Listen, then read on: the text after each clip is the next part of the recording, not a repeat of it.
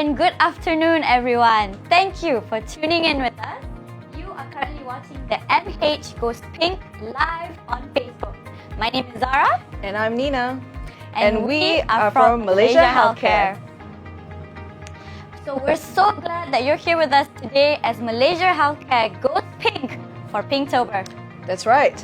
This month of October, Malaysia Healthcare is raising awareness on breast cancer, and we are painting the town pink. Why pink? Well, the pink ribbon represents hope for the future and a rallying symbol of support for the breast cancer movement. It is intended to raise awareness of breast cancer, encourage women to step up, efforts in early detection, and evoke solidarity as we stand alongside women all around the world who are currently battling breast cancer. Today, we're taking it to the next level as we learn about breast cancer straight from the experts and bust some myths with the help of our partners from Malaysia's top hospitals joining with us this afternoon from Sunway Medical Centre and Pantai Hospital, Kuala Lumpur. We will also be breaking some sweat with fitness sessions by Joanna So and Atilia Harun. So make sure to stay tuned because we also have fun giveaways where you can win health screenings, and there's even an Apple Watch up for grabs. Wow. Well, before we move on to our first panel, Zara, here's a fun fact that you might not know. According to a 2020 World Health Organization statistic, there were 7.8 million women alive who were diagnosed with breast cancer in the last 5 years. So what this means is that the breast cancer is in fact the world's most common cancer. Yes, Nina, it's likely that you may know someone affected by it. So 40% of breast cancer cases are identified in the later phases. But knowing what we can do earlier on makes a huge difference in our survival rate. Yes. So that is why we are proud that Malaysia is never short of a groundbreaking imaging and cancer detection technologies. It's common for health travelers to travel all the way to Malaysia for cancer screenings and treatments. Yep, that's right. Our medical marvels are ever ready to help you overcome cancer. Find out more on cancer treatments and screening in Malaysia now via the Malaysia Healthcare official Facebook page or visit our website at malaysiahealthcare.org.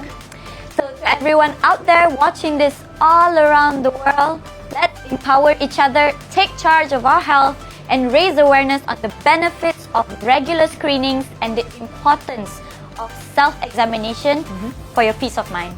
So early detection saves lives, and by taking a proactive stance, women and men everywhere stand a better chance of conquering breast cancer and leading a healthier life. That's precisely why we're here today, Zara. Now, to start the conversation and get everyone informed about breast cancer, that's why we're here. So speaking of getting things started, I think it's time for our first panel session. So take it away, Nina. Let's do this.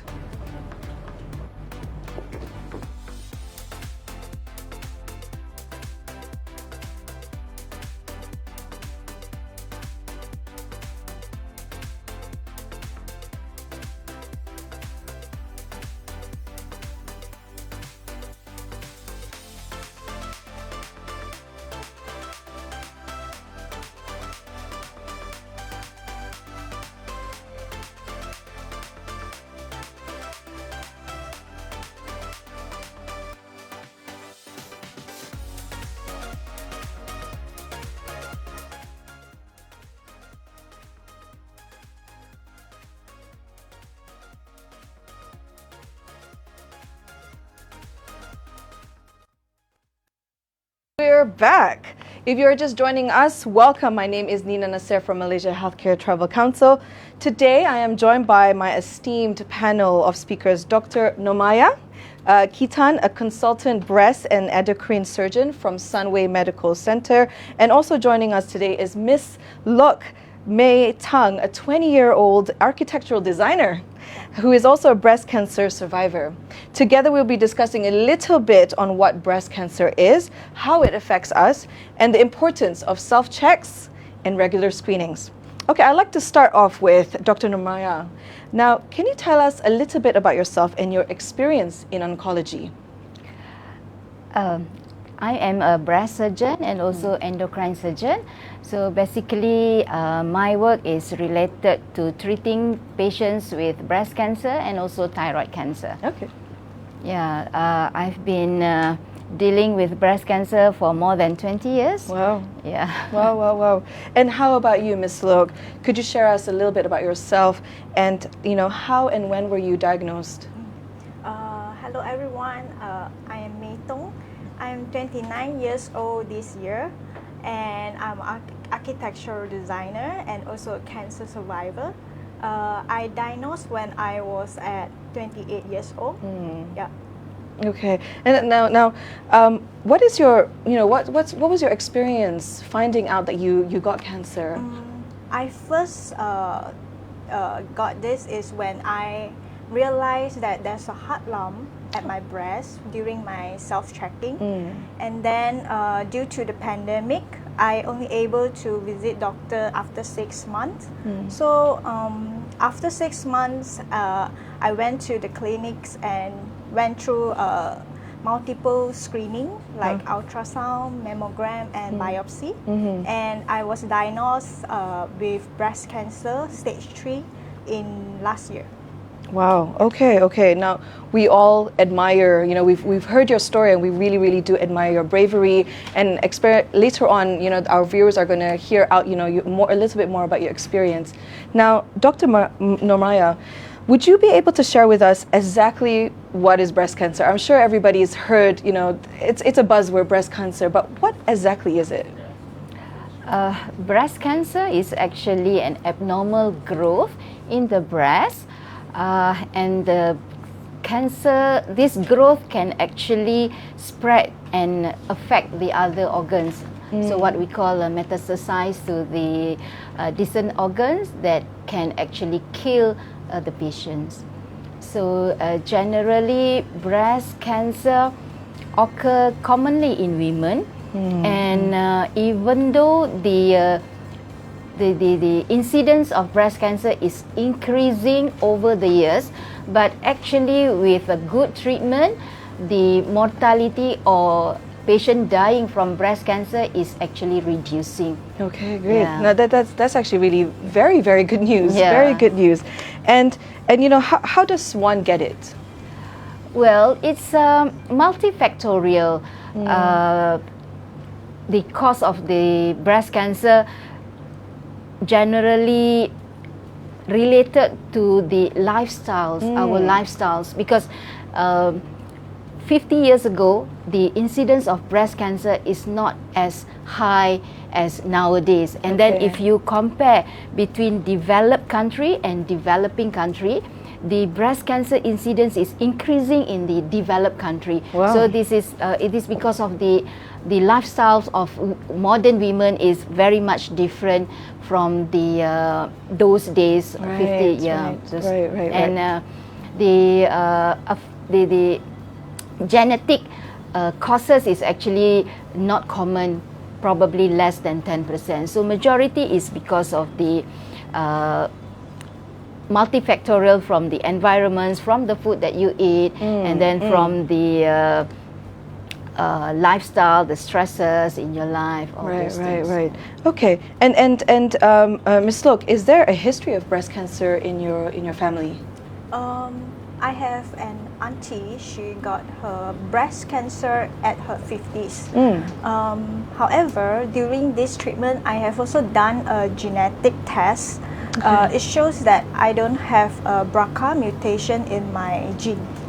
Right. Okay. And I find that very interesting, especially when identifying the readiness to go and get myself checked. I myself, I like the study of genetics and all that. I personally haven't done that yet, but definitely will do so after this. And Dr. Normaya, would you be able to share the different types of breast cancer? I know there's multiple types, correct? Yeah. Breast cancer generally. There are many types of breast cancer. You can divide it into the location from where the breast cancer developed. Right. But for treatment purposes, so the breast cancer basically can be divided into either it's hormonal positive breast cancer or Bacillus-like breast cancer. Bacillus-like breast cancer means all the receptors are all negative. We call it triple negative breast cancer, and also HER2 positive breast cancer. So how we get this information is from the biomolecular genetic study of the cancer itself, from the biopsy test that we did before we start the treatment. Right. And what signs should we look for? What signs? Okay. Majority patients presented with a breast lump in the breast, and occasionally they come with breast pain or abnormal nipple discharge. Okay. And also sometimes they can see that their breast is distorted, the nipple retracted, inverted, or skin changes or lump in the armpit. Okay, right. And still, doctor, what tests and treatments are available should we discover an abnormality and want some peace of mind? All right. So any patients with symptoms, if you have any symptoms, you should come to see a doctor, and then from there we will do a physical examination, and then proceed with ultrasound and mammogram to see whether this lump needs biopsy or not. Okay. All right. Okay. From then, an ultrasound guided or mammogram guided biopsy will be done. So from the report, then it will be confirmed whether this is breast cancer or not, and then we will discuss about the treatment options depending on the type of the breast cancer. Right. So generally for those breast cancer who are aggressive, triple negative and HER2 positive, sometimes majority of the patients needs chemotherapy. Then subsequently they will go for surgery or radiotherapy, and if they are hormonal positive, then they need hormonal pills. Right. And I guess for someone who's just started this journey, it's a lot to take in. Yeah. So, Miss Look, why don't you tell us a little bit about your treatment journey? How was it? What was the emotional, experience that you went through, and anything else that you'd like to share with us?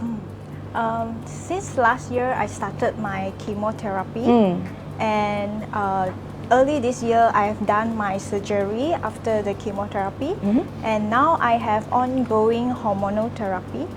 So these are basically the treatments that I have been going through, and about my experience and the emotions, I think undeniably I do have a lot of negative thoughts during the chemotherapy. When the body is really weak, and I can feel that there is a lot of changes at my body. So I do have negative thoughts, but I try to pick up myself because I don't want to live my life like that. So I pick up myself by making myself busy. So I try to do exercise. I try to do gardening, and also that's how I started this turban. I start to sew because I want myself to look great when I go out. I doesn't want to look like I'm a sick person. So with all these determinations, that is how I survived this entire journey. Right. And what was the most difficult part of the whole treatment journey? If you were, I'm pretty sure there were many, but if you could identify one part, what was the most difficult for you? I think the most difficult part is during chemotherapy. I was hospitalized twice due to bleeding non-stop. I did blood transfusions, and also I have this symptom called mucositis, where the entire mouth and the entire digestive system, I got ulcers, which I can't eat, but I can barely drink. So during that time, my mom was with me. She cooked for me every day, and she blended all the food into puree for me to consume. Yeah, but I think that is still manageable because I have medicine to ease the pain and Right. Is your mom watching right now? I think so. Hi, Mom, and thank you so much. You know what? It's just quite amazing to hear your journey, because I'm pretty sure many viewers out there are also facing similar, this similar journey. And now, it's Dr. Normaya. Is there anything that can be done in terms of prevention? Now, this is I think a lot of people would want to know this prevention. Okay. We know that this breast cancer is mainly because the lifestyle, the food that we taking, and then so the primary prevention is actually if we can eliminate the source or the cause of the breast cancer. So how are we going to do that? So by leading a healthy lifestyle, so meaning you eat healthy food, including lots of vegetables and lots of fruits. If possible, reduce the the red meats and then the processed meats, processed foods, which is not healthy, and avoid smoking, excessive alcohol, because it's proven to increase the risk of breast cancer. And then by doing regular exercise, so regular exercise, if possible, 30 minutes brisk walk every day if possible. But of course, the women in urban city, they are very busy. So if possible, I mean, if try to do it probably 3 times in a week, just 30 minutes brisk walk. Other than that, you also look after your weight, the body weight. So try to maintain a normal body weight, because obesity, the fat in the body can actually increase the inflammations in the cells. So that's why it will increase the risk of all cancer actually, not just breast cancer. So that is the primary prevention, because if you have the genetic, you cannot prevent it unless you want to prevent the breast cancer. You have to remove the breast before you develop the breast cancer. I think most of us know about the Angelina Jolie's story, because she is BRCA carrier. So she removed, that is prevention measures. But of course, not many women brave enough to do that kind of procedure. Guilty as charged. I'm sure a lot of viewers out there, there's just you said try to walk 3 times a week. I think we need to change that word. We must especially because we are busy, and sometimes busy takes over, so we must make it a habit. If everyone tune in, we will have a session after this to talk about dietary, because I think you mentioned this a couple of times, so please do stay on for our next session. Now, I'm just going to now, Ms. Look, I'm sure our viewers would like to really know this. Now, what is that one thing you wish you knew before you started the treatment? To be honest, nothing, because before I started the treatment, Dr. Normaya has already explained the entire journey, what will be happening and what kind of treatments and everything to me. And I have also visited other doctors for second opinions. So I already know what will be happening. So I accepted it. Accepted it. Now, I think the way you say accepted it just sounds so simple, but I'm pretty sure that was difficult to even accept it psychologically, and your whole lifestyle changes. I just want to do another shout out to your mom again, and your family, and everybody else that supported you throughout, and all our viewers who are out there also supporting your friends and family who is currently surviving breast cancer. Now, we mentioned a couple of times, get checked. Let's get checked. I think I've heard it so many times, get checked. Now, we just really want to make the message really loud and clear why it's important to get checked and how important is it to conduct self-checks and screening.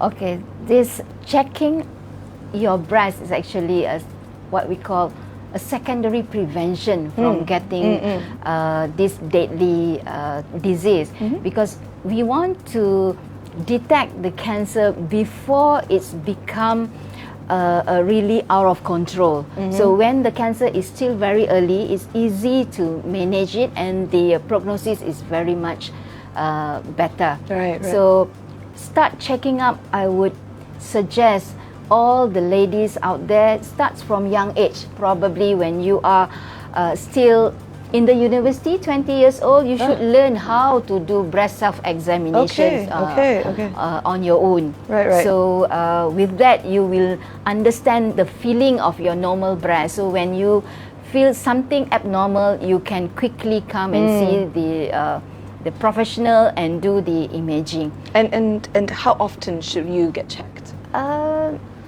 Monthly, every month. So every month, if you do it regularly, then it's like a routine for you. It's like a norm. Like now, yeah. So just to make it clear, self-check is basically what you can do at home. You know, when you're at the shower or you're at home. I mean, right now, if you're in the office, right now, if you're alone, you know, you can check to see. So that is self-check. Another one is to actually get a mammogram done, and which, you know, this is why Malaysia Healthcare is here for you and our panel of hospitals. Now, I understand that is it possible for us to get a demonstration of how to self-check? Because we had this discussion before, and for the past 5 years I've been self-checking wrongly. So Dr. Noraya has actually corrected me, and you know, this is a good opportunity to share.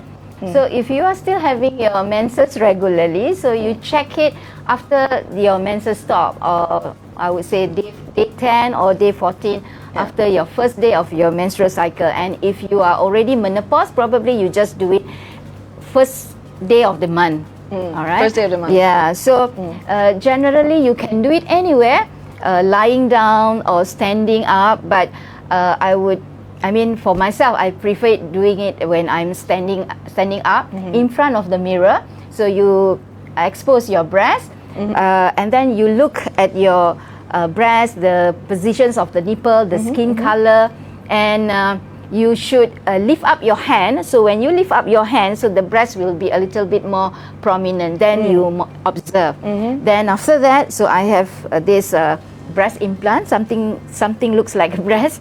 So yeah, so you just imagine the breast. You can palpate after you do the observation. So you use your hand. So preferably you lift up one hand, and then the other hand will examine the opposite side of the breast. Okay, right side, left side. Then you change your hand like this.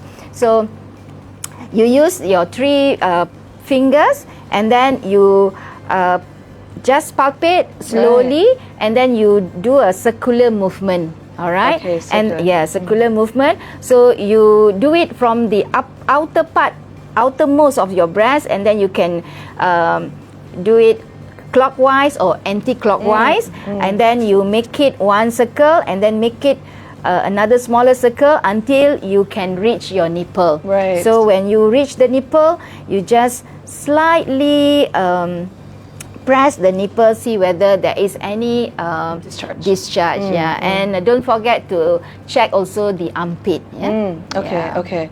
No, thank you very much. You know, and I hope we've learned a lot today on self-checking. Now, thank you, Doctor and Ms. Lok. Now, I'd like to open the floor for our viewers at home.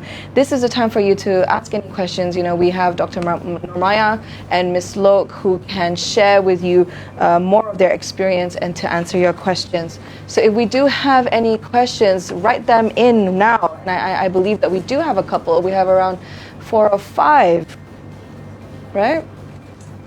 Okay, yes, we do. Thank you, Shan. Now, our first question is, when should you do your first screening, and can teenagers go or just adults? So So I guess I will, All right. for you, Dr. Maya. So for general populations means you don't have any family history of breast cancer or ovarian cancer, and you are not high risk patient. High risk patients means you don't take hormonal replacement pills after you menopause. So if you are in this category, you are advised to routinely check your breast by doing mammogram and also ultrasound at the age of 50 years old. 50. Yes. Okay. But for me, because this 50 years old is according to the Malaysian guidelines. But for me, because I'm seeing a lot of patients actually getting breast cancer younger age, at 40s, at 30s. Generally, I would advise everyone to check your breast at 40 years old. 40. Okay. Yes. If you could younger, right? Yes. Yes. If possible. 40 is when you need to do the mammogram and ultrasound.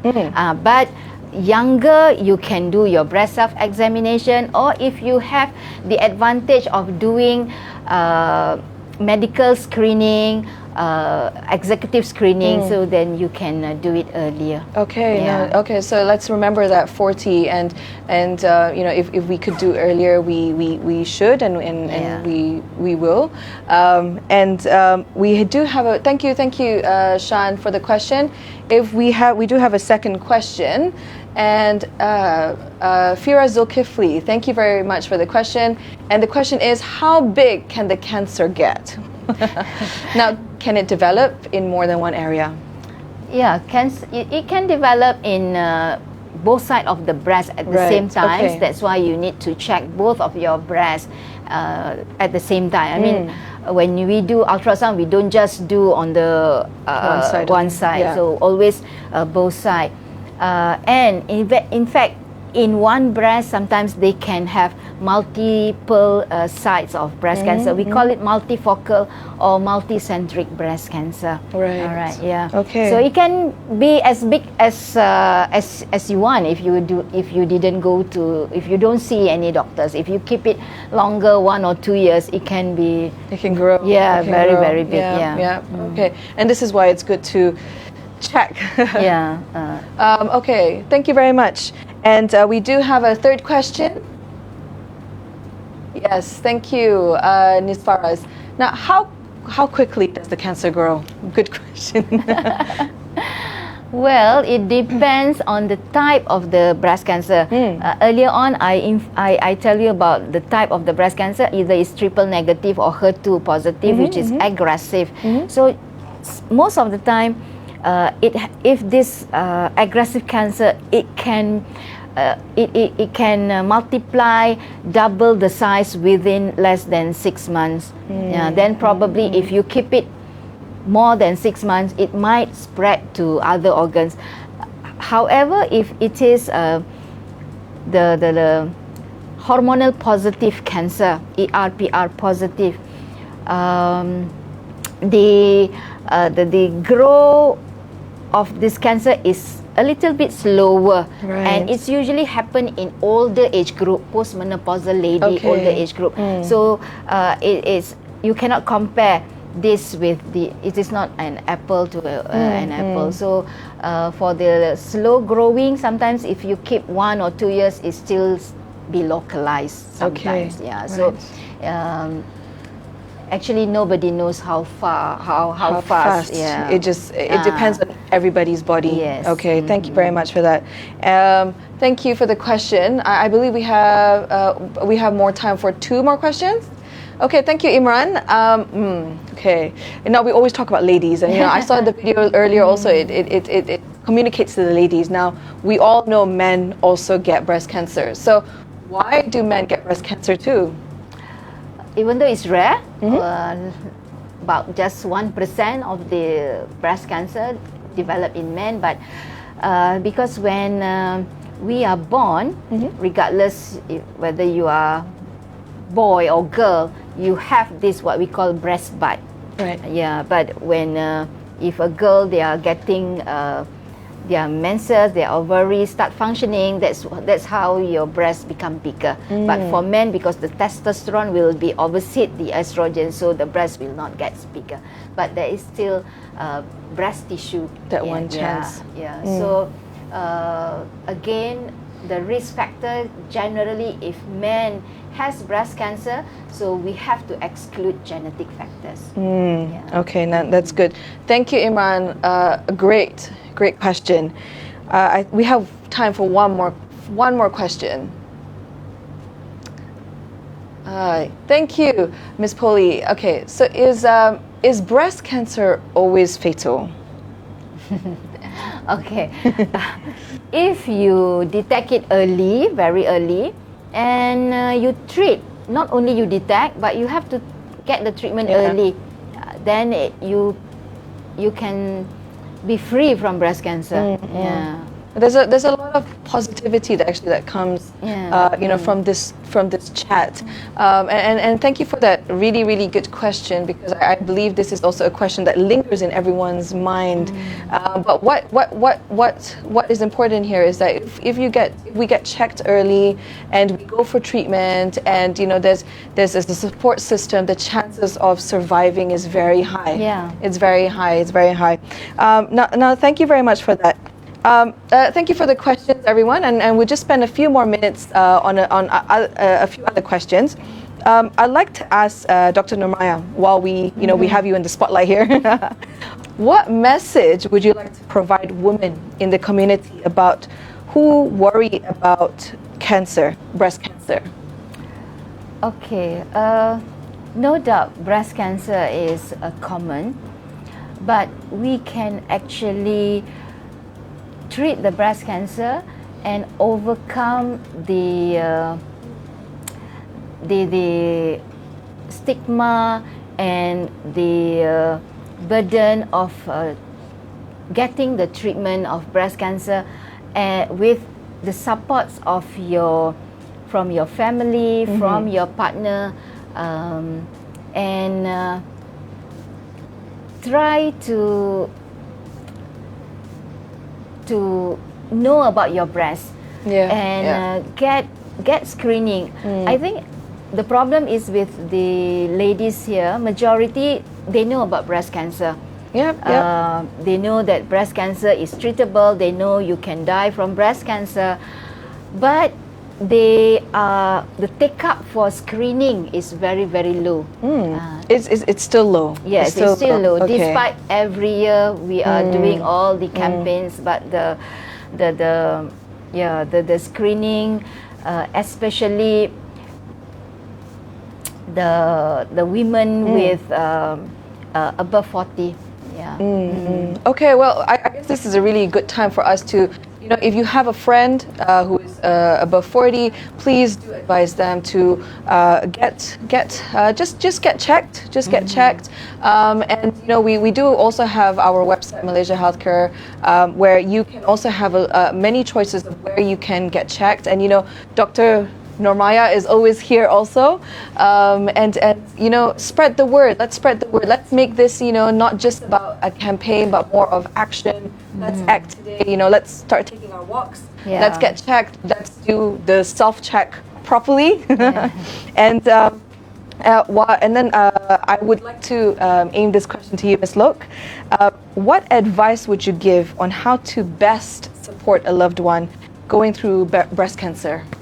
I think most important one is patience and love. I got it from my boyfriend, my parents, and my friends. I think as a caretaker to the breast cancer patients, you need a lot of patience, and I think sometimes small gesture like accompanying the patient to hospital is also very important. Right. My boyfriend, he has been taking good care of me. He initiated me to go exercise every day. I remember when I was doing chemotherapy, I can barely walk because I was weak. But we still went for walk during morning, and I think slowly the body will become stronger. Right. Like now, I can now jog at the park. Yeah, yeah. I think accompany and encouragements and positive encouragement is very important. Right, right. Yeah. No, that's good. That's good. And again, I cannot emphasize even more. Even if some of our viewers do not have breast cancer, support is very, very important. I just want to also share myself. I do have a friend who did have breast cancer, and she was too shy to ask for support, so she always hid inside her home. So we had to fight hard to keep knocking on her door and say, "Let us help, let us help."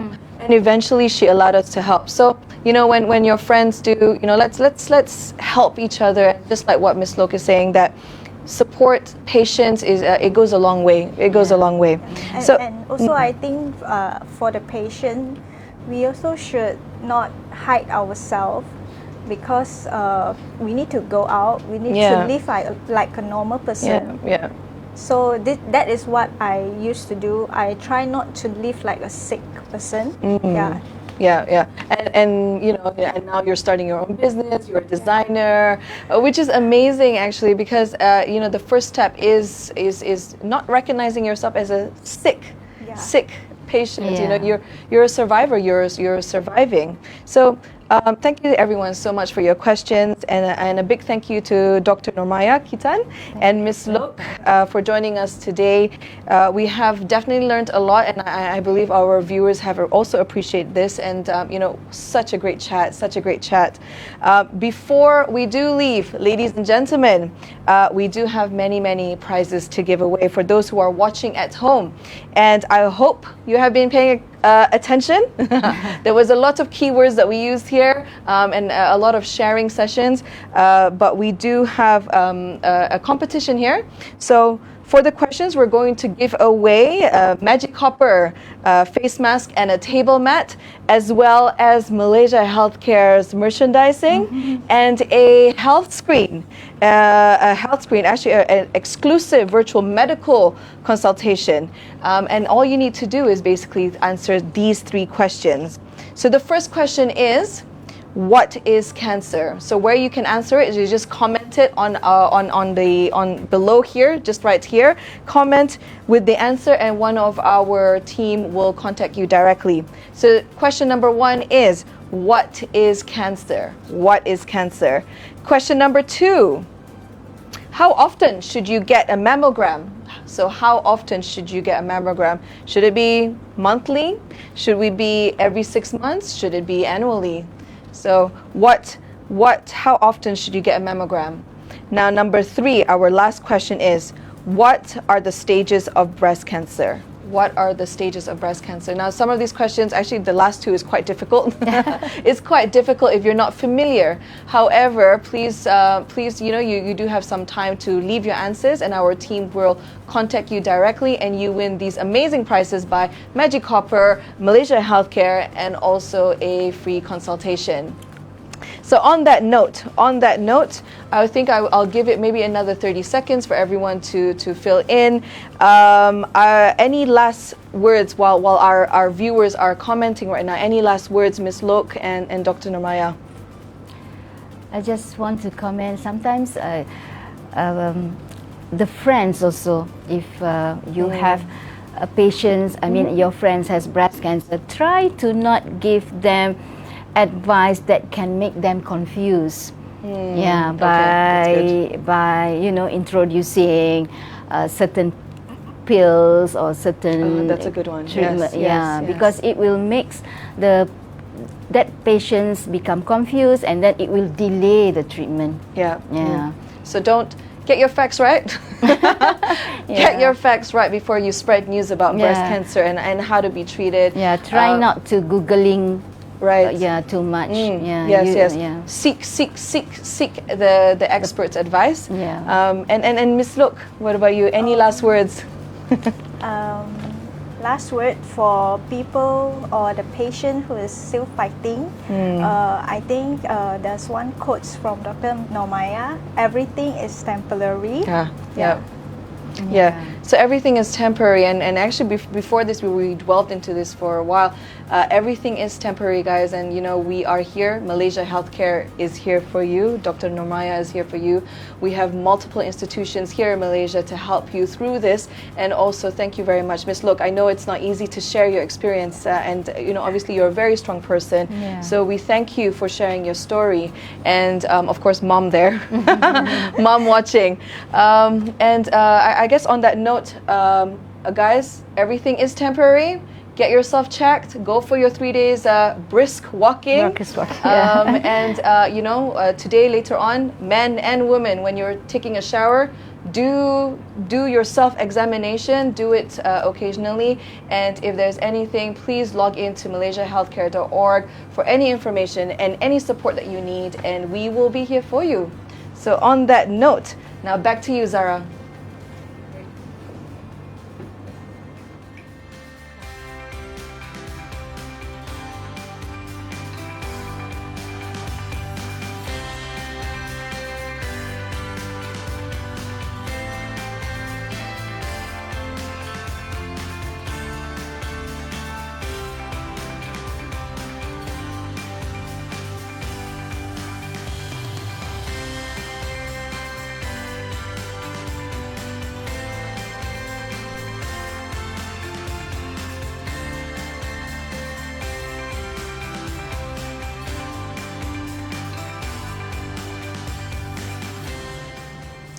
Wow.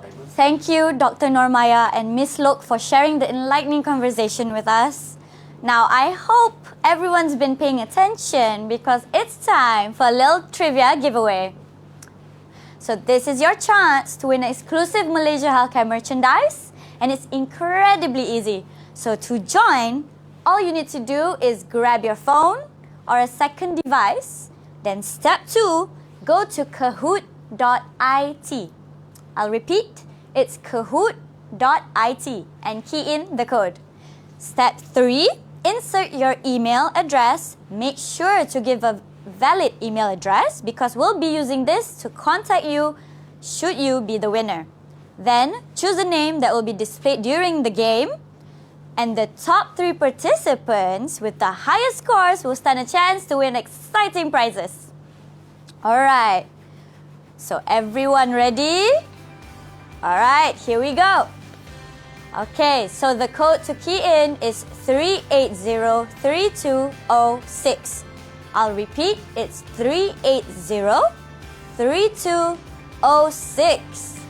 Yeah, so you would have to log in to kahoot.it and we will wait for you here. You only have to answer questions to win prizes. Fun is that? Alright, so I see Rachel and Farah already logging in. Let's see some more. Hi, Ja. Dila too. Nice. Oh, there's a Tifa Zati. Lisa, Afika, Noor. Hi, guys. Thank you so much for joining. Alright. Okay, awesome. Okay, awesome. Nice to meet you. Alright, so once again for the viewers, it's 3803206 would be the code for you to join in. Wow, Adele is here too. Alright. Hi, Yuni and Mamat. There's Ina. Very nice. Alright, come on guys. Only a few more seconds for you to join.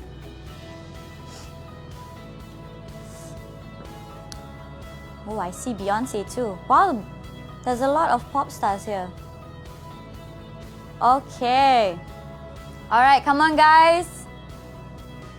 Okay, so in 5, 4, 3, 2, 1. Let's go. Alright guys, are you ready? Okay. So in 3, 2, 1. First question is, what age should you go for your first mammogram screening? Is it 21 years, 30 years, 40 or 65? So this is why we hope you guys are paying attention during the health talk session just now, because Dr. Normaya did mention this. So which one will it be, guys? A, B, C, and the answer is 40 years old. Alright. Okay. So yeah, so Farah and Dila are in the leading. They're in the lead. And question number 2. Which of these breast cancer myths is actually true? Is it A, men can also get breast cancer? B, breast cancer is incurable? C, breast cancer is contagious? And D, mammogram can cause the cancer to spread. Right, guys, 2 seconds. Come on. And the answer is A. So men can get breast cancer too. Very nice. Let's see who's leading now. I see. So Dila and Farah still at the top. Very nice. Come on, guys. Third question. Which of these signs should you look out for when running a self-breast examination? Let's see. Which one will it be? 5 seconds on the clock. Oh. Alright, and the answer is all of the above. Very important to follow all the steps. Okay. Alright, fourth question. Which of these is not a type of breast cancer? Let's see. Would it be triple negative? Is it inflammatory? Invasive? This is very important to know as well, guys. And the answer is AFM, breast cancer. Alright, let's see the leading board. And Dila and Awesome is leading the top two. Final question, guys. What is considered a rare type of breast cancer? Let's see if you guys have been paying attention. Alright. 5 seconds on the clock. You can do this, guys. Come on. And the answer is B, angiosarcoma. Alright. Now, on to the third place. Let's see who it is. It's Awesome with 3,799. Second place is Noor, and let's see who the winner is. And it's Dila. Alright, Dila. Okay, good job, everyone. Alright, so just like that, and we have our winner. So congratulations. We'll be getting in touch with you shortly. If you weren't fast enough to win, make sure you pay extra attention in our next session, and you could win an Apple Watch. Alright, so now it's time to break out the exercise mats and let's get lit with Joanna So. So she's a certified personal trainer and a specialist in women's fitness and one of Asia's most popular wellness stars on YouTube. So let's give a warm welcome to Joanna.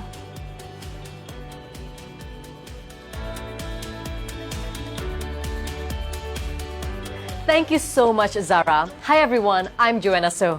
I'm a fitness and nutrition coach, and I'm super excited to be joined with all of you at home. This month, MH goes pink as we empower women everywhere to take charge of their own health and go for regular breast screening for early detection. Ladies, this is our body, and we should take care of it. Most of the time, women fall into the habit of taking care of others' needs before they take care of their own.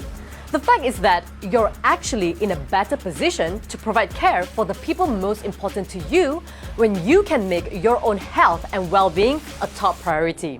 So no matter what your age or overall health status is, here are 5 simple tips for you to care for your body and mind for it to be strong and healthy. First, stay on top of your annual wellness checks, even if you feel well. Yearly health checkup and screening tests can help us spot signs of serious diseases and conditions early, such as breast cancer, diabetes, and heart disease. Early detection is crucial so that you have a better chance of curing or treating them and live a longer and more active life free of disability. So, if you're watching this right now, remember to call your GP and schedule your annual checkup. Next, do not scheme on sleep. You might try to be a superwoman and do it all by sacrificing your sleep, thinking that, you know what, it won't affect me. Over time, not getting enough sleep is linked to obesity, heart disease, diabetes, and depression. Remember this, sleep is not a luxury, it is a necessity. Therefore, getting enough sleep on a daily basis can reduce stress levels, improve your mood, mental alertness, and fight signs of aging. So remember to get your 7 to 8 hours of beauty sleep every single day. The third tip is to make physical activity a priority in life. One of my favorite sayings is, a short workout is better than no workout. I mean, I totally understand how busy our lives can be. But even if you only have 20 minutes a day, move, because you will feel so much better after exercising. There are many different forms of exercising, and this can be going to the gym, joining an exercise class, working out to an online video, going for a brisk walk, or even playing with your kids in the park. So instead of dreading it, make it your fun time. And this can also help you to rejuvenate. And the next tip is to eat real food. Just ask yourself, how many of you have dieted before? I believe that almost everyone has tried some sort of diet at least once in their life. Stop dieting and start eating healthily. Healthy eating is actually really simple, and it starts at home. Stop ordering takeaways, okay? And start prepping simple, wholesome meals. If you can develop the habit to cook, not only are you prepping nutritious meals for yourself, but for your family as well. So just think of this. Think of filling your plate with half vegetables, quarter protein, and quarter carbs. Avoid deep frying and choose healthier cooking methods such as baking, grilling, steaming, or light pan frying. All these really simple habits will help you to eat better, and you will also feel better. And the final tip, for me it is extremely important, which is to maintain close relationships. Relationships are one of the most important aspects of our lives. Yet, we often forget just how crucial our connections with other people are for our physical and also mental well-being. People who are more socially connected to their family, friends, and community are happier, physically healthier, and live longer, with fewer mental health problems compared to those who are isolated or less connected. So having close, positive relationships can give us a purpose and also a sense of belonging. Habits are powerful, and your daily lifestyle will have an impact on your overall health and well-being. So I hope that you will start to take action now and start to incorporate all these healthy habits into your life, all right? I hope that you will find these habits to be really helpful as well. So, listening to all of this, are we ready for a quick workout session to boost your mood? Well, today's workout is a strength endurance workout using your own body weight. This workout is low intensity and it is great for everybody. All you need is only your mat, okay? So, grab your family members and your friends, get them to join you in this workout, and now let's sweat it out together, all right? So, grab your mat, okay? It's going to be a really simple workout, and just follow me along through the entire workout, okay? So let's start with a really simple warm-up to get the blood flowing and to get our muscles ready. Let's start with few chest opener, okay? Remember, throughout the workout, stand shoulder width apart with your toes pointed forward and stand tall, all right? Few chest opener, all I'm going to do is tap forward and reach your arms out to the side, okay? So tap forward and reach. So what you should feel is the stretch on your chest and also a slight squeeze on your back. Good. Gentle tap. We're warming up the entire body, okay? So today's workout is a total body workout. We'll be working on your lower body, your upper body, as well as your abs. Good. Keep tapping. Nice. Few more. And we want to slowly get your heart rate up as well. Last one. And just shake it out. Okay, so what I want to do is step at the edge of your mat. Okay, we want to slowly inch forward to the edge of your mat and slowly inch back up. Are we ready? Remember, stand shoulder width apart with your toes pointed forward. Keep a slight bend in your knees, reach down, slowly inch forward and get into a plank. Now lower your body down, look up, feel the stretch on your back, into a plank and slowly push yourself back up, reach up. Okay, waking those muscles up. Slowly inch forward, get into a high plank, dip, look up, feel the stretch on your back and slowly push yourself back up and reach up. Are we ready? Let's give me 2 more. This time I want you to challenge yourself by keeping your legs straight. Dip, look up and push yourself back. All right, one last one. Keeping your legs straight. Feel the stretch on your hamstrings. Reach forward into a high plank. Arch. And slowly push yourself back up. Okay, stand tall, okay? All right, okay, still warming up. Again, step right at the edge of your mat. Hip flexor stretch, all right? So all I want you to do is step forward, stretch it up, step back, again, reach forward and stretch. Feel the stretch on your hip flexors. Good. Kick back and reach up. Good job. And remember to breathe throughout the workout, okay? Do not hold your breath. So breathe in. As you push up, breathe out. Good job. Very nice. Remember, chest up, look straight ahead. Few more. Push up. How's everyone doing at home? Okay? This is a really great way to wake our body up. And one more, last stretch, and stand tall. Okay, now just step right in the middle of your mat. Just give me a side-to-side twist, okay? Releasing all the tension in your body. Whew. I can feel my heart rate increase slightly. I can feel my muscles warmed up and ready to go. What about all of you at home? I hope that you're feeling energized and you're ready for the workout, okay? So there will be a total of 2 rounds. The first round will be focusing on your lower body and we will move on to your upper body as well as your core. All right? And now just slowly step. Good job. Okay, just shake it out, all right? It's going to be a really simple workout. So if you're watching this, I want you to grab your family and members and your friends to join you along, all right? Okay, so stand shoulder width apart with your toes pointed forward. We are getting into the workout right now. It's a 20 minutes workout. Remember what I said, a short workout is better than no workout.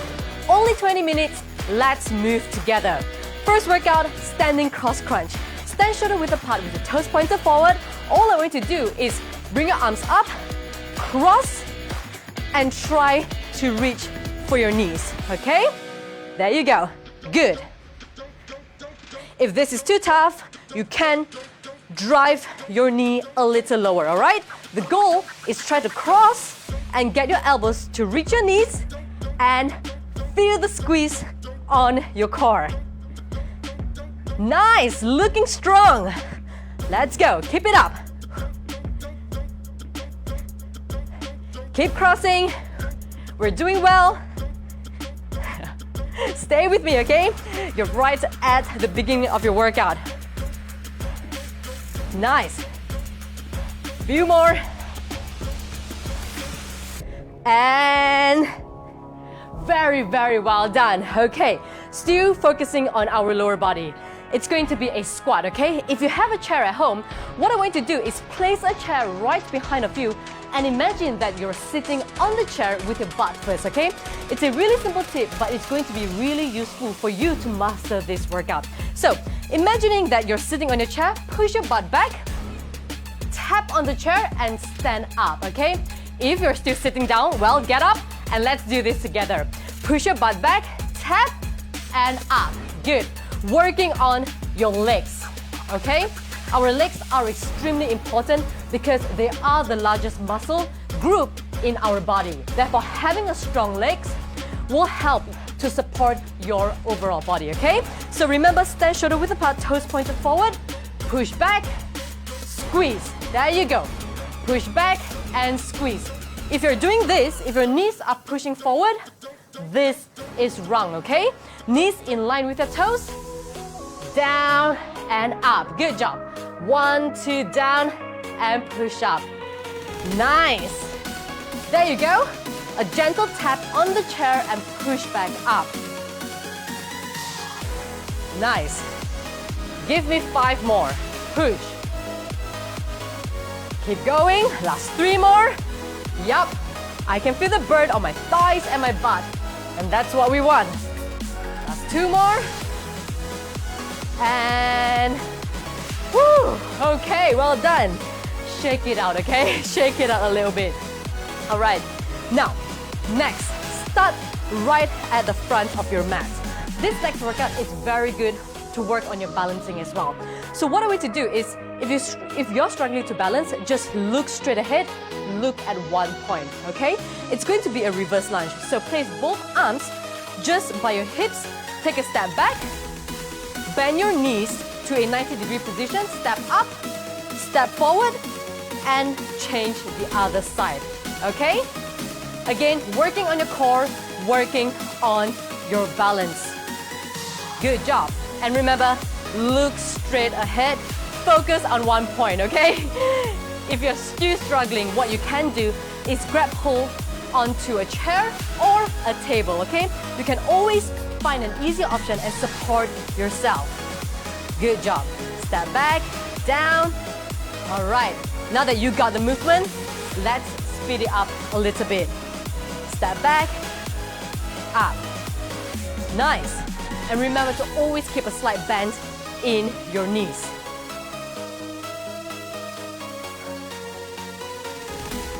Last one more.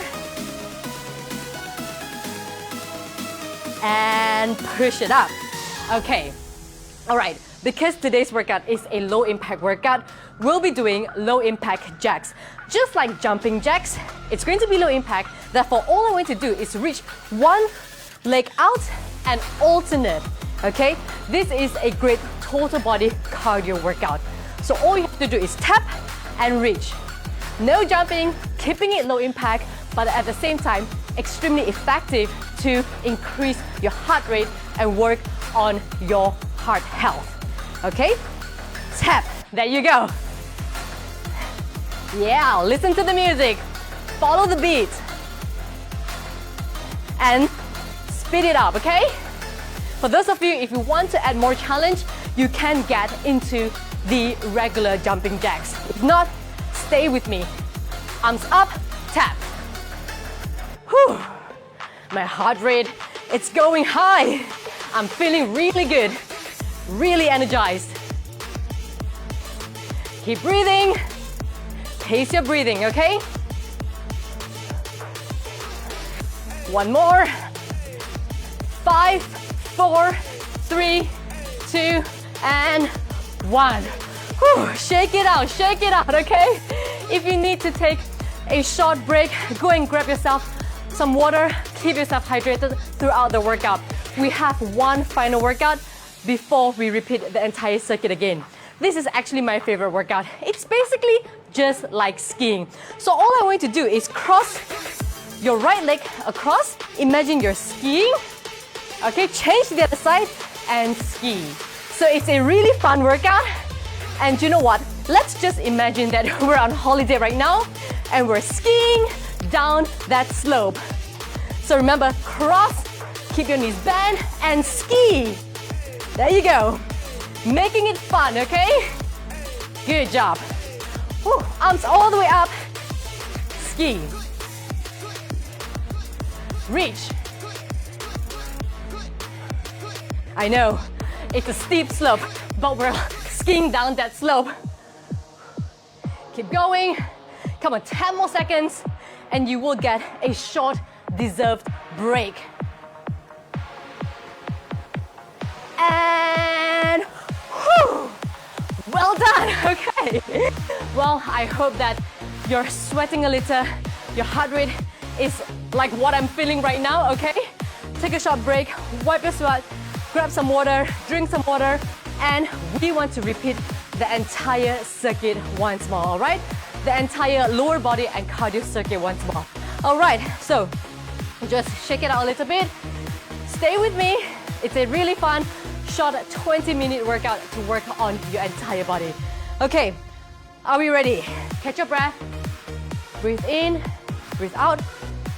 And we will be starting in another 10 seconds, okay? It felt like forever, but that was only 5 minutes. So let's do it again. Breathe in and breathe out. All right, are we ready with standing cross crunch? Ready? Cross your elbow and tap your knees, okay? For those of you who want to work on your core, but do you know what? Perhaps you don't feel comfortable doing crunches. This is a really good core workout as well. So drive your knees up and tap. Now that you know the workout, come on, bring it up, challenge yourself. I want to see those high knees. Good. Let's move it. Keep going, keep twisting. Nice, last one more. And break. Okay, remember what I told you about squat? So same thing, if you want to start with a chair, please do, okay? If you want to start with a chair right behind of you, please do. Again, stand shoulder width apart with your toes pointed forward. Look tall, stand tall, and now push your butt back and up.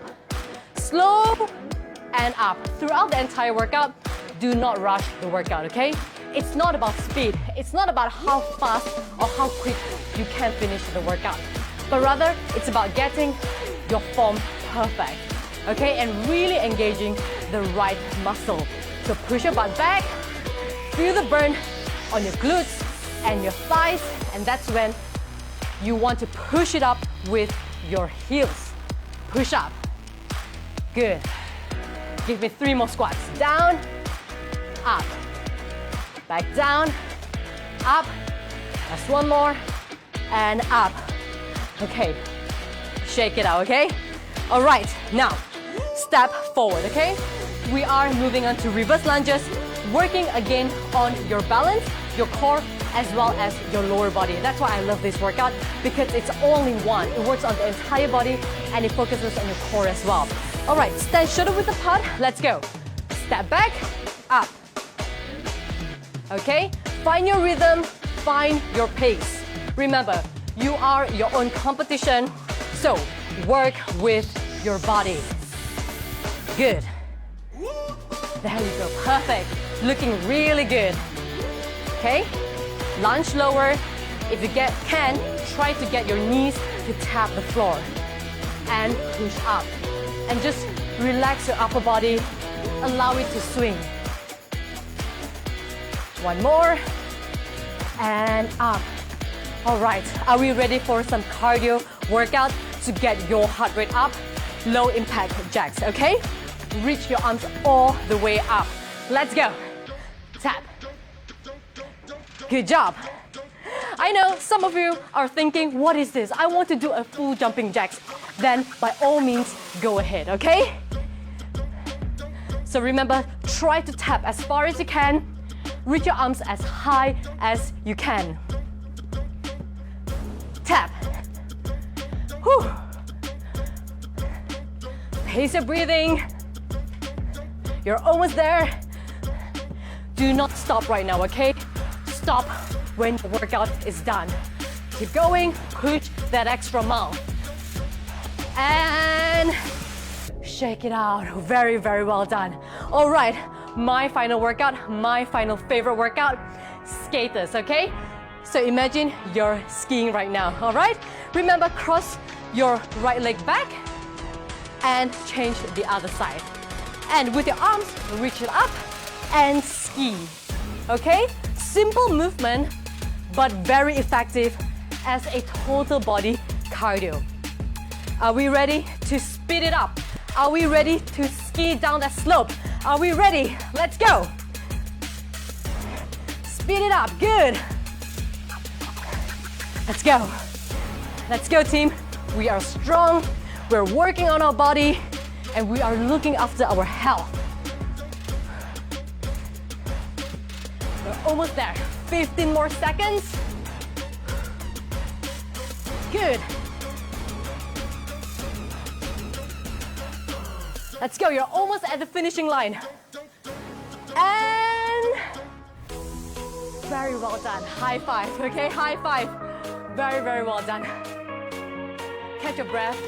Do not stop and just sit down right now, okay? I want you to stand up, move around, catch your breath, breathe, breathe in, and breathe out, okay? Breathe in, and breathe out. Breathe in, hold it out. One more time, breathe in, and out. Okay, grab some water, wipe your sweat if you need to. The next round, we want to work on your upper body as well as your core, okay? So, grab your mat because we will be doing a lot of mat work. Alright, so let me just show you the first workout. What I want to do is start on your knees if you need to, okay? Start on your knees, get into a plank position.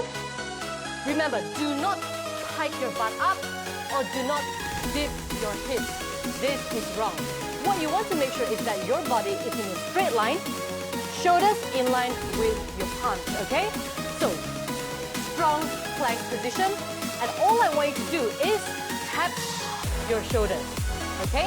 Release the left side and the right hand. By tapping your shoulders, what you're creating is that imbalance, and therefore you will have to work harder on your core, okay? If you find yourself doing this is wrong, okay? So keep your core tight, your hips in line, and just release your left and your right hand, and just tap. Shoulder tap. Easy, simple movement, but very effective, okay? Minimal movement on your hips. Okay, keep tapping. One more. And now just relax, okay? Relax, shake it out. All right, so we want to still be working on our knees. Next is going to be a plank up, down. Again, working on your shoulders, your triceps, getting rid of the bingo wing, as well as your core strength, okay? So still starting on your knees, get into a high plank position. And now all I want to do is slowly get into a low plank, push yourself back up into a high plank, and lower yourself back down.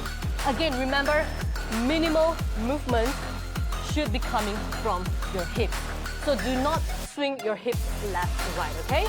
Drop it down, push it up, back down, and push it back up. There you go.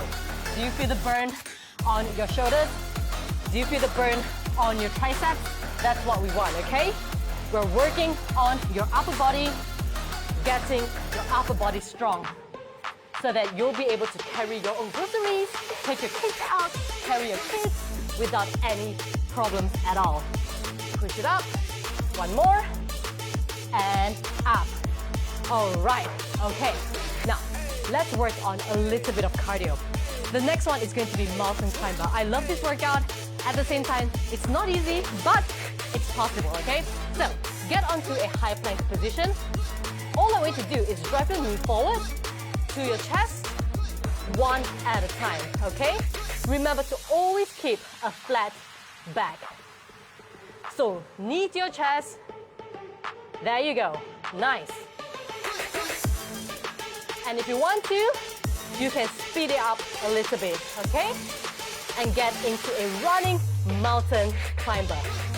So knees in, towards your chest, feel the burn on your core, and feel the work on your shoulders. And now slowly drop back down and just shake it out. All right. Okay, I know it's a lot of plank work, it's a lot of arm work, but that's what we want to get our upper body strong. Okay? All right. The next workout is going to be an in and out plank. So again, start in a high plank position. Watch my feet, okay? All I'm going to do is step out, step in, step out, and step in. Changing and alternating between your foot, all right? Into a high plank, step out, and step in. If this is too tough, you can drop onto your knees, reach out, reach in, out, and in, all right? So choose your option. I believe that your fitness journey is your own, and therefore everybody needs a starting point. If you find that certain workouts are too challenging, there's always an easier option for you to start with, okay? So start with an easier option and slowly build and work on your strength. And tap it out. Okay, final core workout. I am drenched, I am sweating, and I'm feeling really good, and I hope all of you at home are feeling the same as well. So now sit on your butt. All I want you to do is point your toes forward, and all I want you to do is drive your knees in, reach out, drive it in, and reach it out, okay? So we know this. This is a great abs workout, okay? It really burns your lower abs. Getting rid of that tummy bulge. Let's go. And remember to breathe out as you crunch in. Breathe out, reach, and out. All right, now drop it, okay? Good job. Now slowly push yourself back up. Okay, before we repeat the entire round once more, let's just get into a child's pose. Stretch it out. Just relax. Take this time to just stretch it out. Catch your breath. And breathe. Okay, now push yourself back up. Are we ready? First workout, plank shoulder tap.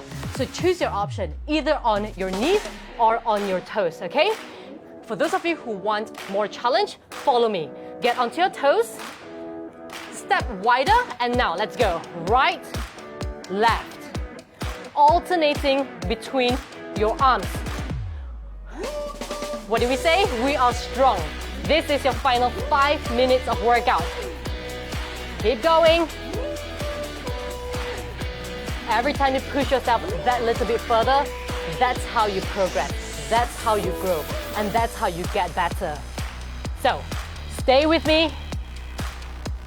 Tap it. Last one more. And drop. Okay, shake it out, okay? Now, are we ready to work even more on our arms as well as our shoulders? Plank up, down. Let's go. Let's start in a high plank position. Step your feet slightly wider than shoulder width apart to give you that balance.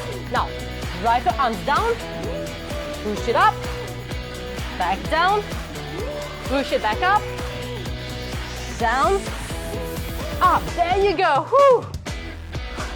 My core is shaking. I can feel my body shaking, but that's good. That's because I'm working on the muscles. Back down, push up. Give me 3 more.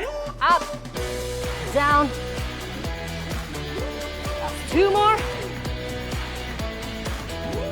And up. Oh my God, okay. Whew. We're counting down to the final 3 workouts, okay? Last 3 workout, stay with me. Let's go. Mountain climbers, okay? So, start in a high plank position. Remember, drive your knees in towards your chest, okay? Find your rhythm and stick to that rhythm. Remember to push your palms into the ground. Push it. Good. Using the strength from your shoulders, and at the same time, by keeping your back flat, you're engaging and working on your core. Last 4 more. And back down. I know. Come on, few shoulder rolls. Few shoulder rolls to the back. few shoulder rolls to the front, okay? I know it's burning, but that's what a good workout is supposed to be. You're supposed to feel the muscles you're working on. Okay, in and out plank. All right, are we ready? Let's go. In a high plank position, tap it out, tap it in, tap it out, and tap it in. Simple movement. Let's follow the beat. Good job. Small minimal movement, okay? Remember, do not dip your hips to the left or to the right. Last few more. And drop. Okay, are we ready? This is one of my favorite abs workouts, knee tucks. So, sit on your butt. Use your arms to support your upper body, okay? Just relax your shoulders. All the work should be coming from your abs, okay? So just support your upper body, reach out, crunch in, out, and in. What you can do is rest your feet back in and just gently tap onto the floor and drive it back in. Reach out and in. Good. Let's go. Give me last 8. 1, 2, 3, 4, 5. Good job. 6, 7, and 8. Just that extra seconds there. Okay, now just slowly stand back up, okay? We have reached the end of our workout. I hope you have enjoyed this workout. If you worked out with your family members or your friends, well, give them a high five. Tell them how great a job they have done, okay? It's a short 20-minute workout, but it's extremely effective. It's low impact, but guess what? You have sweated at home. So before we go anywhere, remember, your cool down is just as important as your workout. So I want you to just continue to move around, allow the blood in your body to continue to flow. Don't just sit down, okay? Continue to move around and join me in this short cool down session. Okay, so what I'm going to do is start at the edge of your mat, step your right leg forward, okay? And now, bend your left knees and keep your knees down. All the way to do is just stretch up, and all the way to do is push your hips forward. Can you see this movement? Push your hips forward and feel the stretch on your hip flexor, okay? So, push it forward, feel the stretch right here. We have done lots of leg workouts, so it's important to stretch out your legs and to really stretch out your hip flexor. It's really helpful to keep it flexible and mobile, okay? So really stretch it out, and now reach up, look straight ahead, feel the stretch on your back as well. Good. And just hold it for 20 more seconds. And remember to continue to breathe, okay? Breathe and slowly bring your heart rate back down. Breathe in through your nose and breathe out through your mouth. And now, twist. What I want to do is place your hand on your knee, twist, and look as far back as you can. Keeping your back straight and feel the stretch on your back. Good. And now, straighten the front leg, okay? Straighten the front leg and just reach as far as you can and feel the stretch on your hamstring. If this is too much, stand up, okay? Just a slight gentle stretch. Don't overstretch it. So remember, as you breathe out, that's when you can stretch deeper. So breathe out and try to lower yourself a little bit more. And another important tip is do not hold your breath when you stretch. It will not help with your stretching, okay? So continuously breathe throughout and breathe into the stretch. All right, now bend your front leg, okay? Keep it in a 90-degree position. Straighten your back leg and just stretch and reach forward. If you can, drop your elbows onto the mat for a deeper stretch. For those of you who are extremely flexible, you can also reach your arms and just go all the way down. If not, just stay right here, okay? So find your point, your own point. I like to keep my elbows on the mat.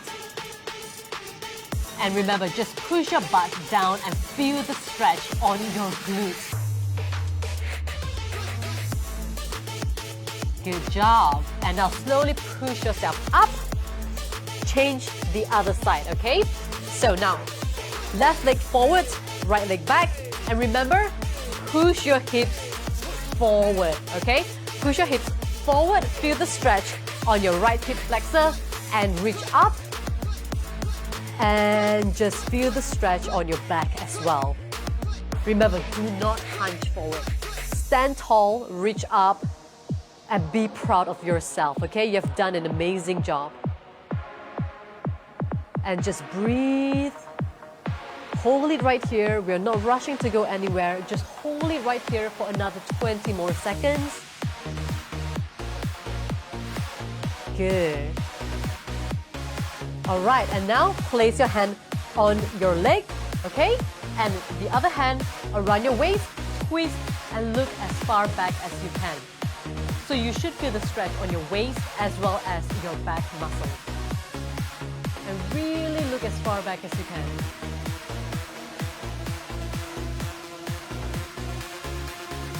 Okay, good job. And straighten the front leg. I have a tighter left leg, okay? So remember, find your point, lower your body down, and just feel the stretch on your hamstrings. Gentle stretch. If you want, breathe out and try to go deeper. Good job. Hold it right here. When it comes to stretching, especially at the end of your workout, we want to hold our stretches. Do not bounce, okay? Do not bounce, because we want to avoid any unwanted injuries. So just hold your stretch and just stay there. Good. Now, bend your front leg, okay? Stretching out your glutes, straighten your back leg, and now slowly inch forward, either just on your palms or on your elbows, or reach all the way forward. Hold it right here. Good job. And just take this time to breathe, relax. And now slowly push yourself back up, okay? Few more stretches for your lower back. Get into a plank position, okay?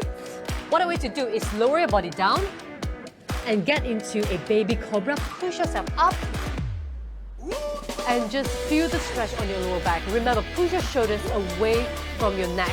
Do not drop into your shoulders, okay? Push it away. Feel the stretch on your lower back. Good job. And now let's get into downward facing dog. Onto your toes. Push your butt up into a high mountain. If you want to, you can slowly drive your heels down and feel the stretch on your arms and your entire back. Once more, now drop your body down, stretch up. Okay, good job. Very good. And opposite, push in.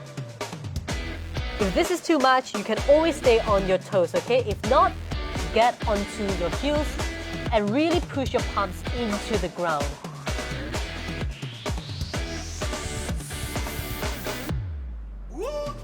Alright, and now just drop the knees and get into a child's pose. Stretch it out. Really relax. Amazing effort, and now it's time to reward your body with some stretches. Good, and slowly push yourself up. Okay, now let's get into standing, okay? Slowly come up. Okay, few shoulder rolls, all right?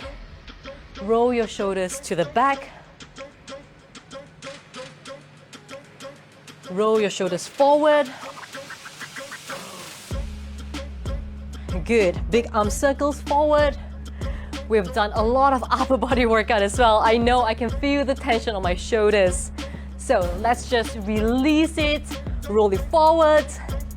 Roll it back. Whew.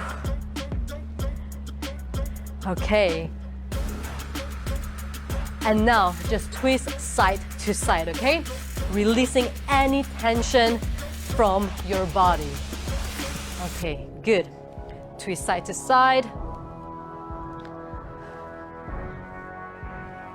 And one last stretch. This is actually my favorite. What I want to do is link both arms together. Step slightly wider than shoulder width apart, okay? And then what I want to do is drop your body weight forward, okay? And all I want to do is drive your weight from the left and to the right, okay? You will really feel the stretch on your hamstrings. Drive it forward, allow gravity to bring your body to the left and to the right. Okay, and now slowly come back up. Whew, shake it out, shake it out.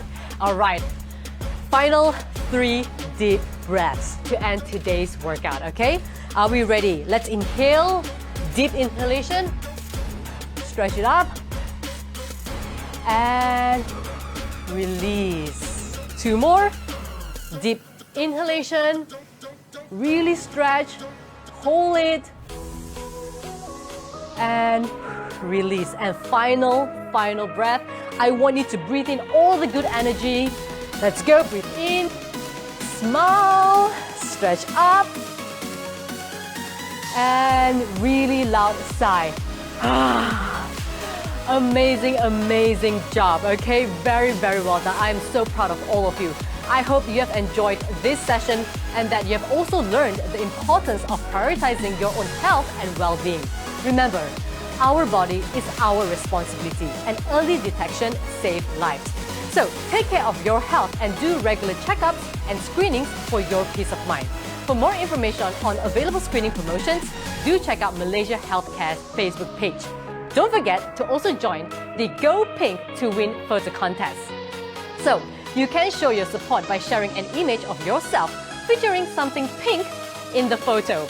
Either a pink top, a pink wristband, something pink on your hair. Basically, be creative, okay? Then complete the caption, I go pink with Malaysia Healthcare. Finally, remember to also tag 3 friends and challenge them to do the same in support of breast cancer awareness.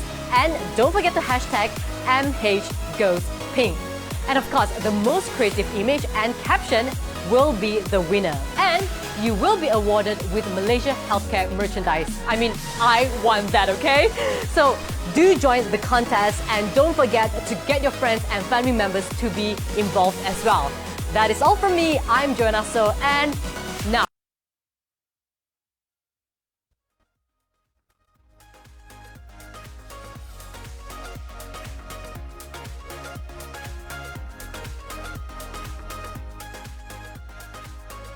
Awesome stuff, Joanna. I mean, if anyone else sees stars, I mean, hey, we're on the same team.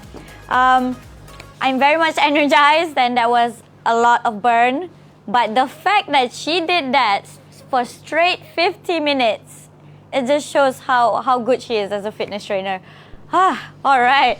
So you make low intensity training so much fun, and I can already feel my muscles burning in action. So thanks for the tips. I'll definitely be working them into my fitness regime. So okay, I don't know about you guys, but I definitely need a quick break. So let's take a short break and we'll be right back. Come discover the diverse splendors of Malaysia with us, Jocelyn and Anthony, and experience quality care for your peace of mind.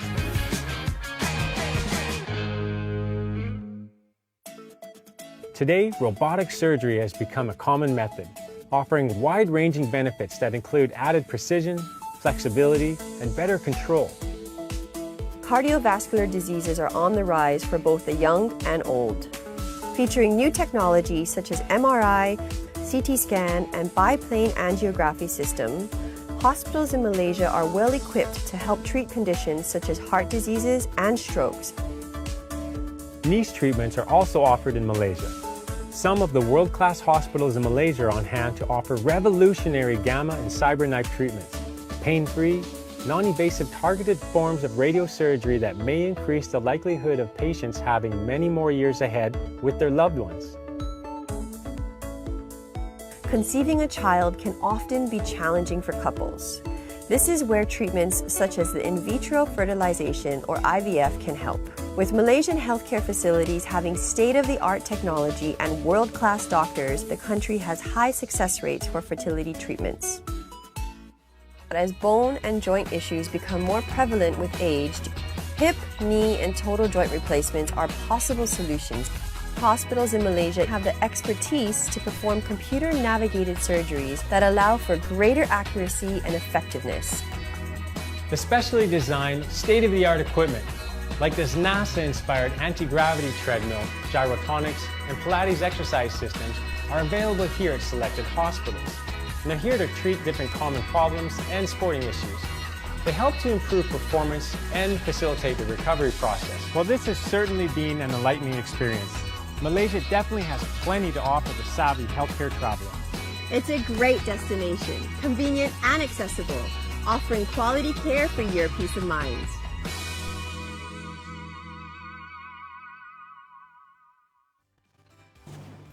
Alright, so after that quick breather from Joanna's session, next up, we're diving into a topic that's caused a lot of confusion and misguided beliefs in the public eye. So the cancer diet.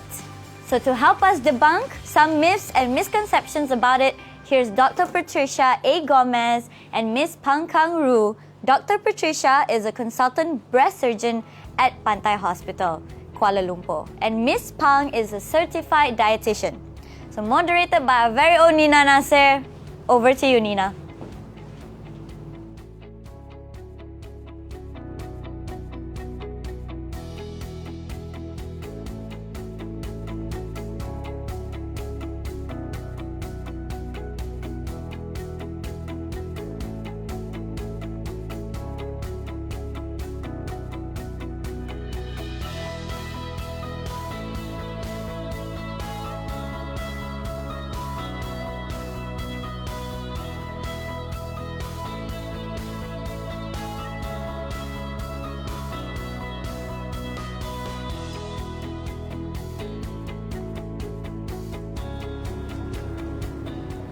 Hi, thanks Zara. And everyone that just tuned in, welcome back, welcome back, welcome back. Okay, so my name is Nina Nasser from Malaysia Healthcare Travel Council, and this session is a very interesting one, very interesting and very important one.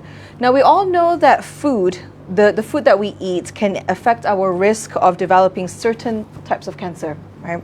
There is no shortage of information available online, but while some are helpful and factual, others may lead to negative consequences, such as cancer patients making unbalanced, even dangerous dietary choices. Now, for this panel session, we're taking a look at how our diet affects our risks of developing cancer and our chances of survival. We'll also be addressing some common misconception, which is, I'm sure there's many, about cancer diets and the safe approach to eating healthy. I am joined today by Dr. Patricia Gomez, Hi. a breast and endocrine surgeon and dietitian, and surgeon, and a dietitian, Ms. Pang Kang Ru from Pantai Hospital, who will be sharing some tips and busting some myths of the cancer diet and nutrition. Now, I really love that word busting, because we want to just like flick away the myths that is out there and lingering. Okay, now I just want to remind our viewers, if you do have any questions, please leave them in the comments below and we will answer them shortly. All right, so I'd like to start this off with Dr. Patricia. If you could just share a little bit about yourself and your experience as a breast and endocrine surgeon. Okay, so I work at Pantai Hospital, Kuala Lumpur, where we set up the first one-stop breast care center sometime in 2006. Right. It basically deals with everything and anything that has to do with breast diseases. Okay, but you can also come in for your normal screening. Okay. As you all know, breast cancer is the #1 cancer in Malaysia. Okay, right. Across the board, it beats all other cancers. Wow. Usually in the world, lung cancer is the #1, but in Malaysia, breast cancer has actually overtaken lung cancer. Wow. So because of that, we set up a one-stop center so that, you know, I mean, the minute a woman finds a lump in the breast, there's only one thing she wants to know: is it cancer? And we're very good because we can give you the answer in 2 days, everything included. So, so what we did was we set up the center, and I've been running it since 2006. I am the clinical director, and we have two other very good breast surgeons with us as well, Dr. Azlina and Dr. Saladina. And so running this center, we have screening mammograms, we have ultrasounds, and of course we have very good support as well. So it's like multidisciplinary. We work with the oncologists, we work with the dietitians, we work with the counselors, even lay counselors. We have breast cancer survivors who have gone through all the treatments, who come back and actually give our newly diagnosed patients, you know, strength and comfort and support to get through the disease. So it's a very well enhanced one-stop center that we have. And it sounds like you've probably seen a lot. Yes, I have. As it grew, Yes. you know, and you know, Yes, bringing I awareness, have. and it's interesting how you said in Malaysia, what was the rest of the world, you know, lung cancer is number one. In Malaysia, it's breast cancer. So here we are. We're going to discuss, you know, some of the effects, which could be food. Food plays a huge part in this whole situation that we're in. And so now, Ms. Pang, how about you? Can you share a little bit about yourself and your background? Yeah, so my name is Pang Kang Ru. So I'm a dietitian in Banzai Hospital, working for the past 3-4 years, right? So for the past 2-3 years, I've been working with quite a lot of cancer patients. Of course, not as much as Dr. Pat. So yeah, I find myself getting more and more interested with oncology nutrition. So we talk to patients, help them, support them with their diet. Some of them can eat really very good, so we can give some advice, but some of them can't really take much food, so we just continue to support them, like what kind of food they can take so that they can get enough nutrition to get strong enough to complete their treatment. Right. So it sounds like it's a whole journey, you know, like you know, you visit the doctor, but then you also need to see a dietitian to really help you organize either the post, pre, and during also. It's actually very important when you're diagnosed with cancer to eat right, basically.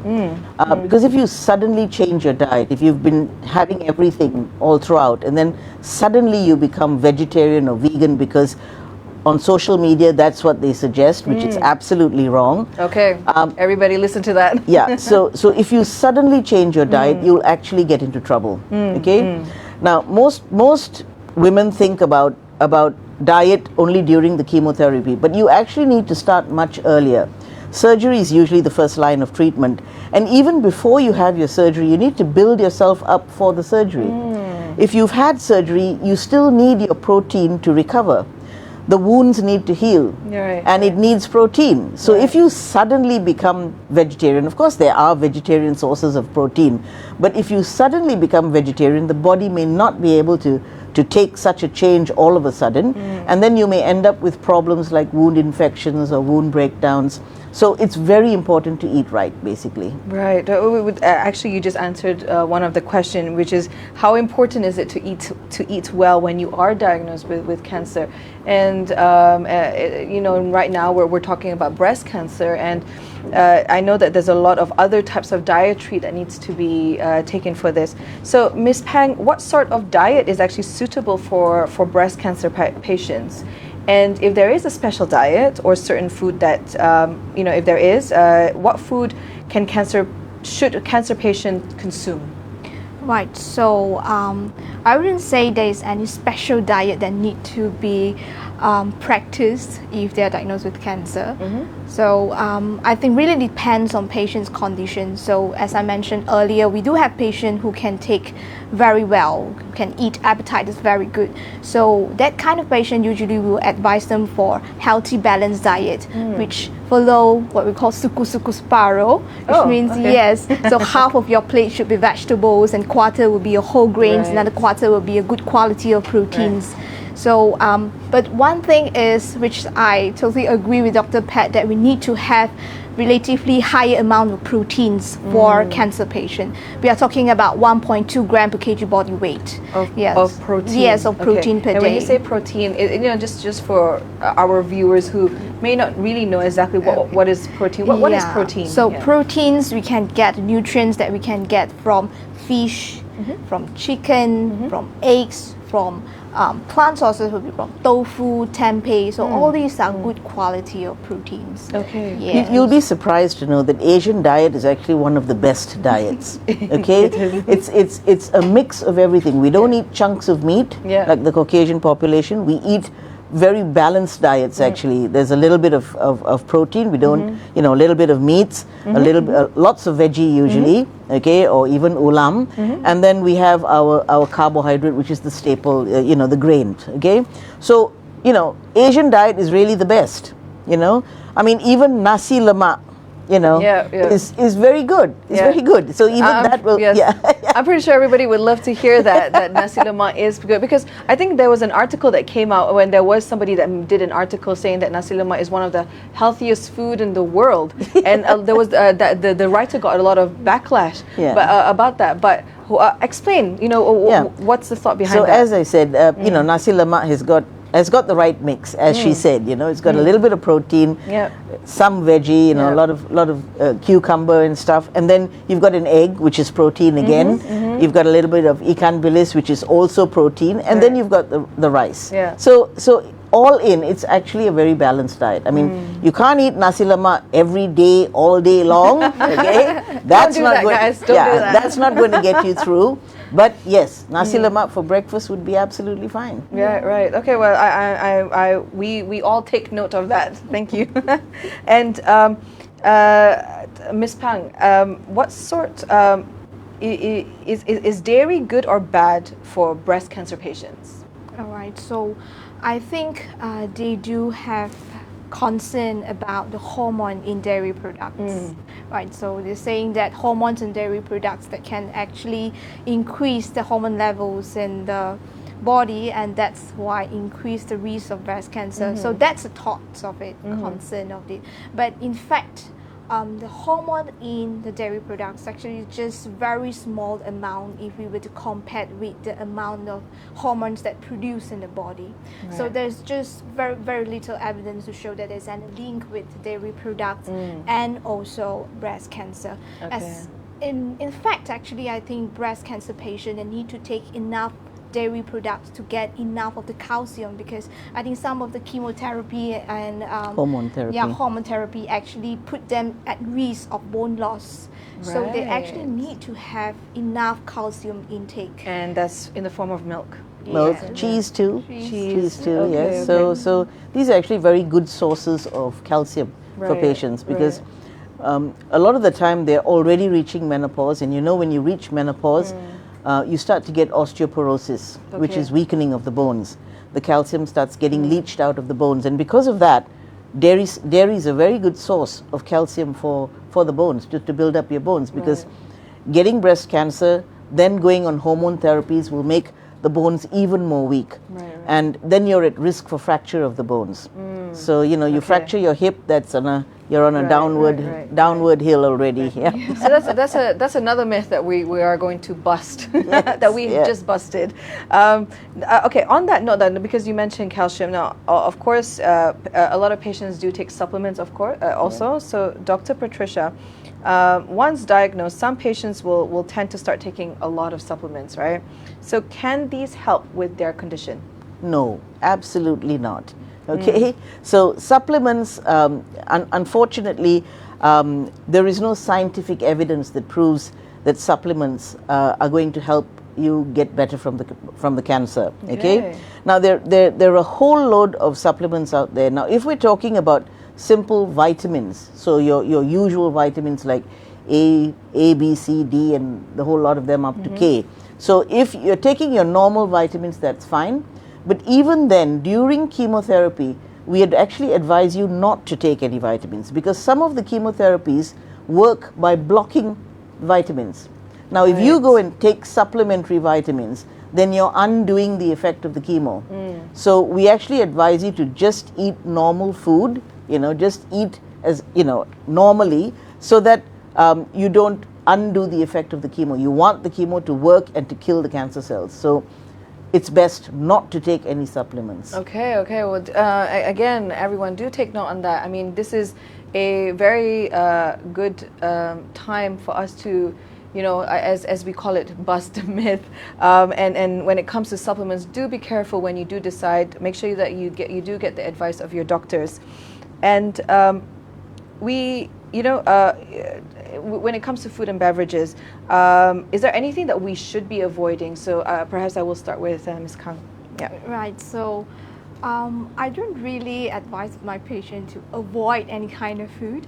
We just need to get a balanced diet, and we might want to limit certain type of food, like for example, processed meat, your sausages, your nuggets, ham. So those food are actually very high in sodium, at the same time saturated fat. We know all those are not so good nutrients that need to be taken, right? So we try to limit it, but if let's say you want to have it once in a while, it's just okay. Yeah, and of course that will be like added sugar. Yeah, so any kind of added sugar like carbonated drinks and all those, if we take in a small amount, shouldn't be a problem. But if let's say we're taking it day by day, every day, it's not. Right. So basically everything can be taken just in a moderation. Is in moderation. You just took me back to, I think there's also a lot of, we didn't really think how serious carbonated drinks are, or processed food, because it's fast. And probably one of the reasons why we are the largest nation to have breast cancer is because we want everything fast, and therefore processed food is fast, and that's why a lot of recommendation, I think we spoke about this, that you do recommend to cook at home, just so that to reduce. It's much better having home cooked food, of course, always. Simply because you know what oils they're using when you're cooking. Whereas when you're going out to eat, you don't really know whether it's oil that's been reused and stuff like that. It's also important that I applaud our government, because they've actually mandated that the amount of sugar in carbonated drinks has to be decreased. And it has to be a certain level, but it's still too much. Has that happened? Yeah, that has happened, but it's still too much. It's still too much. I mean, if you think about a can of Coke, that's got about 8 tablespoons of sugar in it. Yeah. You just don't feel it, because while you're drinking it with all the. I mean, we have to admit it tastes really good, especially in this hot weather. But it's good to be conscious about this and try to avoid it as much as we can. Yeah. Yes. Okay. And Ms. Pang, what kind of diet do you recommend to reduce the risk of breast cancer among overweight women? Right. So I think overweight and obese women, they actually increase risk of cancer. So we need to try as much as possible to reduce weight, to maintain the weight within normal BMI. Normal BMI, which is 18.5 to 23 for Asian population. So Western population go up to 25. So when we want to reduce weight, usually we say we want to reduce body fat, but not the body muscle. So that's why healthy eating plays a very important role, but at the same time, physical activity will help you to maintain your muscles, but at the same time to keep your basal metabolic rate high enough so that you will continue to lose weight. Right. And how do you do that? Yeah. Well, what's okay, like for example, for somebody that's just starting this journey, how do we start? In terms of identifying the foods that will help our metabolism, and also just that balanced diet. So usually I will advise my patient, we need to go a balanced diet, as we mentioned earlier. The quarter? Yes, quarter, half. So try to get yourself eat a lot more vegetables and fruits. So when you fill yourself up with more vegetables, you get the fiber, and fiber is something that will keep you feel full.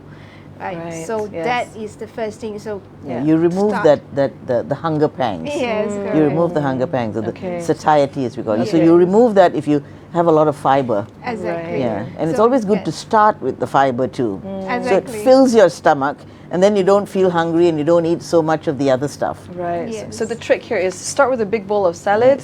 And then you can taste your nasi lemak after that. Correct. Just so that you don't overconsume.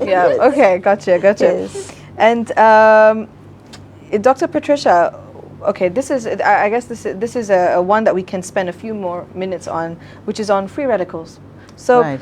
what are free radicals, and how do these affect our bodies in terms of getting cancer? Well, they're actually free radicals are actually chemicals that, well, if you remember your physics, they have an extra electron, and therefore they very easily get oxidized with other compounds. And when that happens, then they can form products that can harm your cells, okay, and they can harm your cells as well as your DNA, and that's the beginning of a cancer. Okay, that's how cancers form. So the free radicals, basically, they're everywhere. You can't run away from them. They're in our atmosphere, in our environment. Yeah. It's cigarette smoke, it's exhaust fumes from a car, you know, so some of these things will then cause changes in your cells. Now, when that happens, okay, it basically becomes what we call carcinogenic. Carcinogenic just means it makes cancer cells. Okay? It makes cancer cells, and because of that, once the cancer cell is made, okay, if your immunity is not very good, then your cancer killing cells in your body cannot recognize this cell as abnormal and allows it to grow, and that's how a cancer starts. Wow. So the free radicals turn the cells nasty, and then your immunity cannot control it, becomes a cancer. Right, right. So I guess this is when you know, when we're getting the advice to stay away from a lot of these areas with high free radicals. You know, that's a really good another something to put in your subconscious so that you can avoid it and try to at least reduce the risk of getting breast cancer. And I'd like to now, still regarding on free radicals, Ms. Pang, is there any food that we can fight free radicals? You know, because you know, food can either fight or kill things. So when it comes to free radicals, Yeah, we do have food that can help to fight with the free radicals. So we can easily get from a usual diet actually. So plant food sources, like for example, your vegetables, your fruits, your any grains, particular legumes. vegetable or fruit? No, all of them, Okay. fruits, vegetables, they contain It's basically the antioxidants. nuts and the berries, Yeah. nuts and berries, and these have high levels of antioxidants. Yes, correct. And the antioxidants are what fight the free radicals. Right, right, right. So I mean, again, you know, don't go out to town with it. You know, everything has to be in moderation. Yeah. Okay. So a lot of the berries, like blueberries, goji berries, all these berries, and the nuts. Okay, the nuts like, you know, walnuts and all these nuts all have antioxidants in them. So it's really good to take, and you'll find that a lot of these antioxidants are even present in Asian diet. Even lentils, which is dal, yes, correct. has a lot of antioxidants. Fresh lentils, or you know, when after you cook it, does it take away I'm the sure it'll oxidant? still be there. Yes. Okay. And it's going to be hard to eat fresh lentils. Very hard, and it takes a while to even boil fresh lentils. Some of the food after cooked, the absorption of antioxidant will be higher. Like for example, carrots, Yes. like tomato. You actually need to cook it in order to To absorb. release the Okay. antioxidants. Release the yeah. antioxidants. That's a really Exactly, good yes. one, guys. Correct. Okay, so fresh carrots and tomatoes, if you cook it, it becomes it becomes more powerful. Yeah. Right. Yes, Right. no, that's amazing. Who would have known that?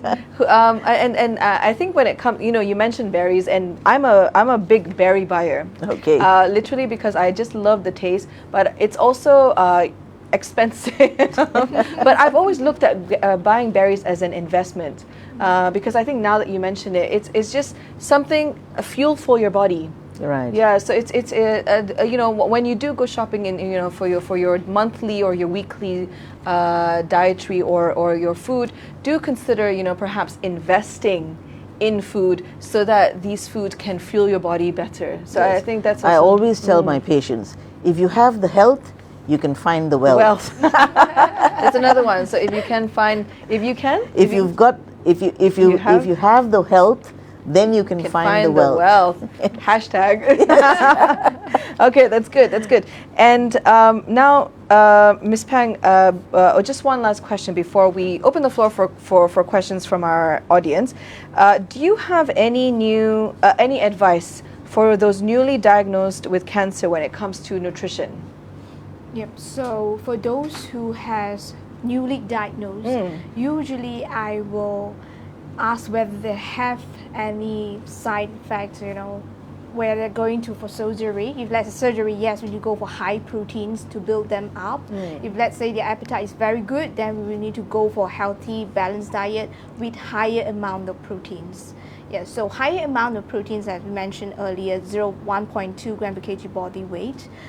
Compared to normal population, you go for about 0.8 to 1. So you see the difference. So usually, if let's say we were to look at proteins, we need to have about 1 palm size of proteins. Okay, one so palm size that's a of, palm size. Yes, this size of chicken or fish Okay. for your lunch, dinner, and you can actually add on some eggs in the morning. So 2 eggs That's a every very morning. good source Yes, of protein, correct. eggs. And every Fried. race in Malaysia has this pantang about eggs after surgery.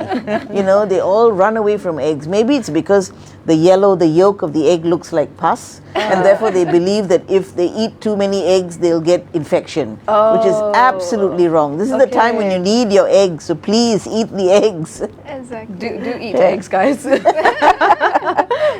no, that's good to know. Okay. And so if you choose, this is for if they need to go for surgery and so forth. What if they just got diagnosed and they're still the first or second stage? What would the what's a good nutrition to start with? So you see, there is no special diet they really need to go when they actually diagnosed with cancer. What they need to do is to eat well, as Right. what Dr. Patricia said earlier. So eat Okay. well. Don't eat suddenly your diet. change your diet. Exactly, Yeah. yes. Just Don't eat. shock your body. Yeah. Don't shock your Yes. body. Okay. Correct. Okay, so eat well. Another hashtag for today. Eat well. All right, no, that's good. And now I think this is a really good time for me to open the floor for questions by our viewers. We have around 8 questions. Okay, that's good. That's good. See, we do live in a very food culture, so it's good that we're educating our community. Malaysians are out there, Our greeting to each other is Sudah makan? Sudah makan? Yes. It's just really embedded, and Exactly. for very good reasons also. So we have our first question by Miss Noreen Nong. Now, do superfoods help prevent cancer? I guess this is for Miss Pang. Right. So, okay, let's think like what is superfood. So I think superfood thought to be food that is nutritionally dense and thus provides health benefits to people. So they are mostly plant-based and also include some of the fish or dairy products. But if you were to really look in terms of from medical perspective, actually there is no certain criteria to determine whether what is superfood, what is not superfood.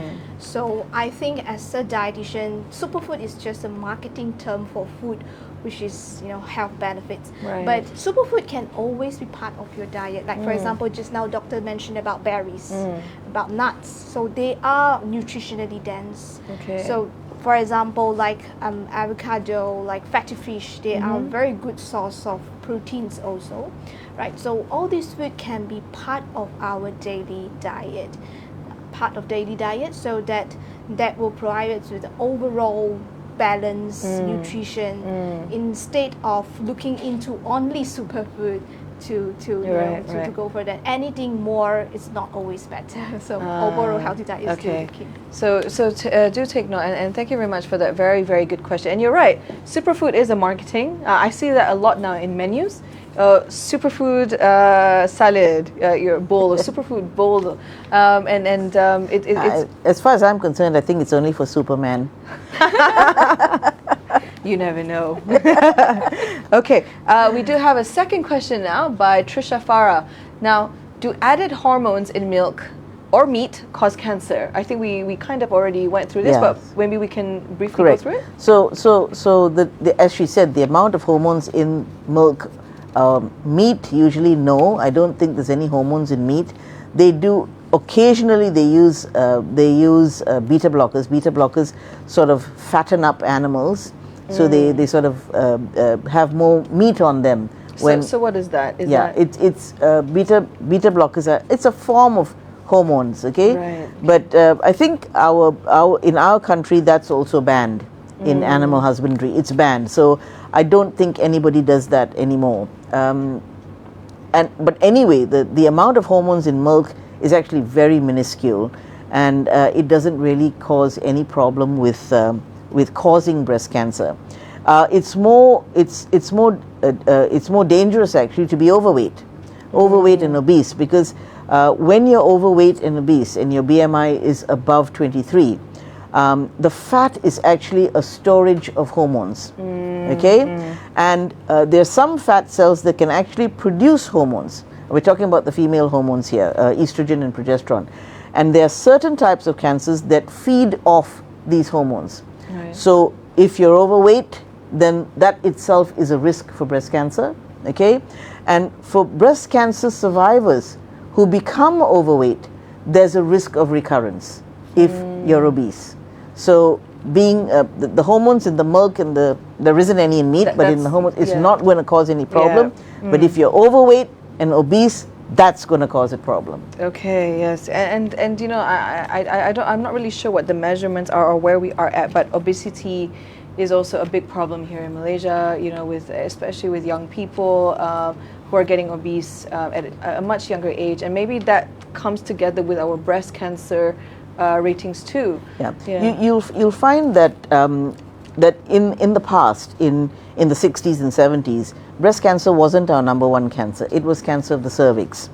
But because we have very good screening programs, we have the pap smear, which every woman goes for. You know, after she's married, they go for pap smears. So you pick up the cancer before it becomes a cancer, a pre-cancer. And if you treat it at that stage, you're cured. Now, because of development, this is the price we pay for development, our whole lifestyle has become more sort of westernized. We eat more meat, a lot more meat than we used to. Okay, we get married later. We have our children later. We have less number of children, and we hardly breastfeed. So these are all the things that are going to increase your risk for breast cancer. Wow. Okay. So you want to try and avoid breast cancer? Have your first baby before 30. Have your first baby before 30. Try and have minimum 3 babies. Wow. Okay. I think I'm sure a lot of women out there is like, oh my. The more you have, actually better for the breasts. Okay. But most important, breastfeed. If you can breastfeed at least 6 months, that's very good. But if you can do 2 years, that stops. Right. Okay? This is about the hormones acting on the breast tissue. So the theory is that if you've got only estrogen acting on the breast tissue, your risk is higher. So no babies, never breastfeeding, it's higher. But if you have babies, then the good hormone, progesterone, acts on the breast and decreases your risk. Wow. That's a. Let's take a few seconds to just absorb that. Okay, now us women, we just have to make better plans in our life, exactly, isn't it? And make some lifestyle changes. It's not just about changing your food, but life. Now coming out of this, I think we do have 6 more questions. Yes. Yes, Miss Gunn. Is it better to eat organic products to safeguard against cancer? I guess I'll aim this for you, Miss Pang. Yeah, so in fact, there is still very little evidence to show that organic food can protect against breast cancer or any kind of cancer better as compared to conventionally grown products. So organic foods also doesn't deem healthy because it's organic.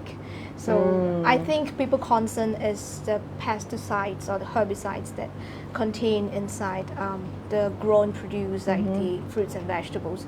So usually I will advise, if let's say organic food is affordable for you, then you can go for it. But if let's say organic food you can't afford, then you can always go back to conventionally grown produce.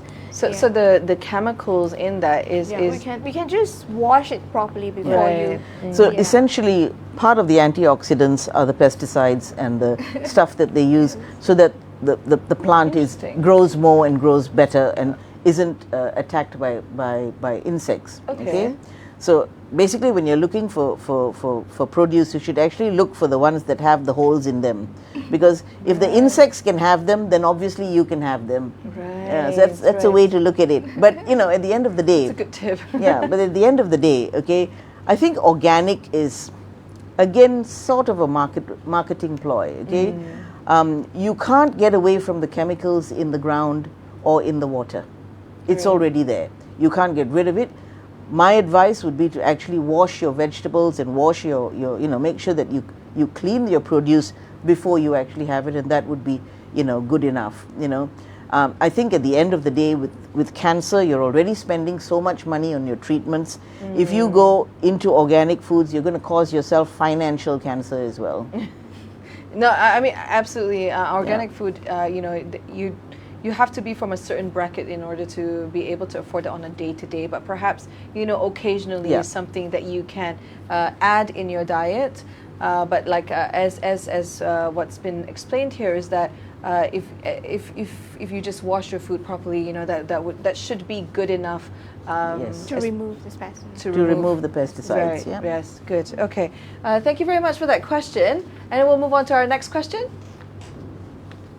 Amanda Imani. So, do artificial sweeteners and food additives cause cancer? Oh, I think we've already.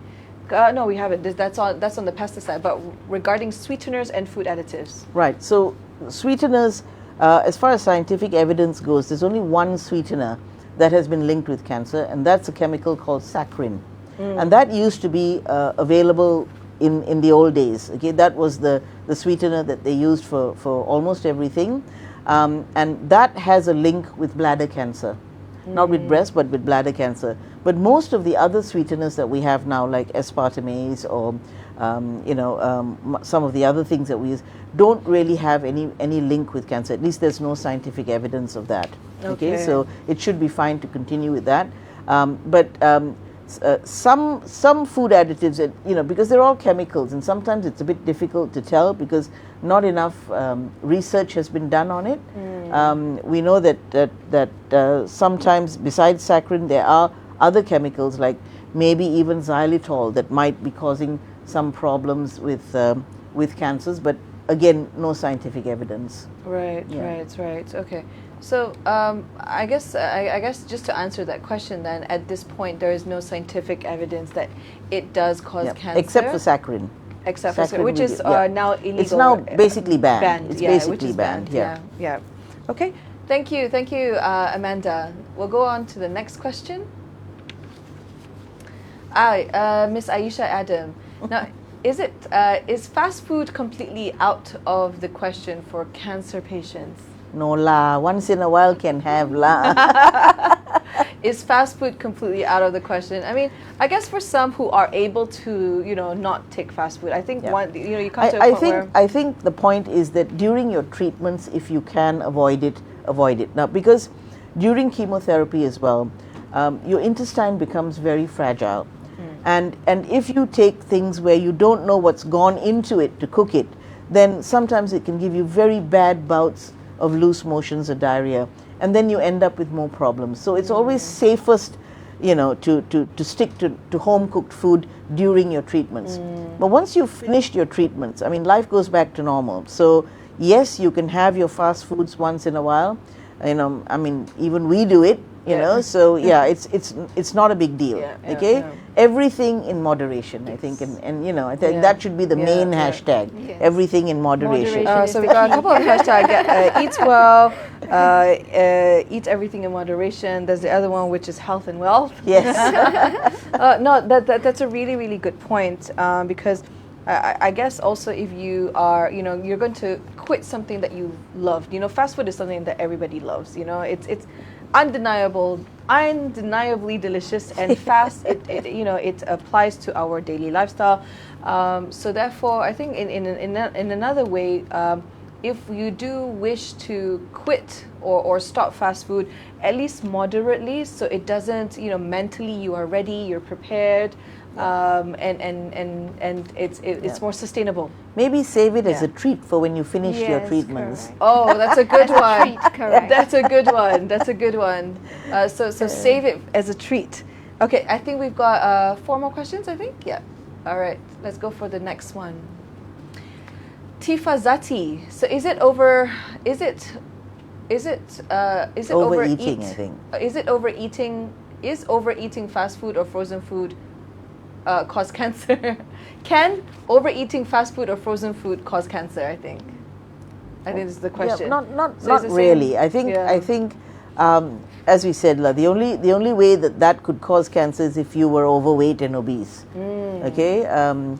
At the end of the day, even fast food, frozen food, they still have their nutrients. It's just that it's sometimes not the best way to get your nutrients. Okay, but I don't think it will cause cancer. It's just that if you overdo something, it's always not good. Always not good, overdoing processed foods, because they have a lot of preservatives, and preservatives, of course, will have free radicals, and that's where you go downhill. Yeah. So anything overeating anything. Yes. I think you even mentioned. I think when it comes to overeating the nasi lemak also cannot. Yeah. I think you also mentioned overeating superfood. Yes, You know, we shouldn't be correct. doing that Yeah. either. Yes, Anything that you'd like to add, Ms. Pat? Yeah, so totally agree with Dr. Pat that anything in moderation. So fast food, they do contain a lot of like sodium. They are very high in sodium. So we know that high sodium intake will also increase the risk of stomach cancer. So that's why everything in moderation is Everything in Yes. moderation. Let's go on to our next question. Aina Halim, so is it true taking or drinking excessive soya bean activate cancer cells? Okay, so this is a myth that's really been busted. Okay, now the reason why they say soya products are related to breast cancer is because soya has an isoflavonoid, which is like a phytoestrogen, estrogen from plant origin. And because of that, everybody linked it to getting breast cancer. But actually, the research is now done. It's been done, and soy actually protects your breast from breast cancer. Okay. So the reason we used to say don't take it was because we thought that the hormones in it would feed the cancer, but actually it now protects. And this may be one of the reasons why Asian women get less breast cancer than the Western women, than the Caucasian population, because we take a lot of soya. Yeah. And you know what? To be honest, that's a really good question, Aina, because I was a believer also that soybeans causes Too much soya. Yeah. So that's a really good one. Thank you, Aina. We'll go for our last question now. We only have time for one more. Which Rachel Ko, is it true that sugar is cancer causing? I think better be careful with this one.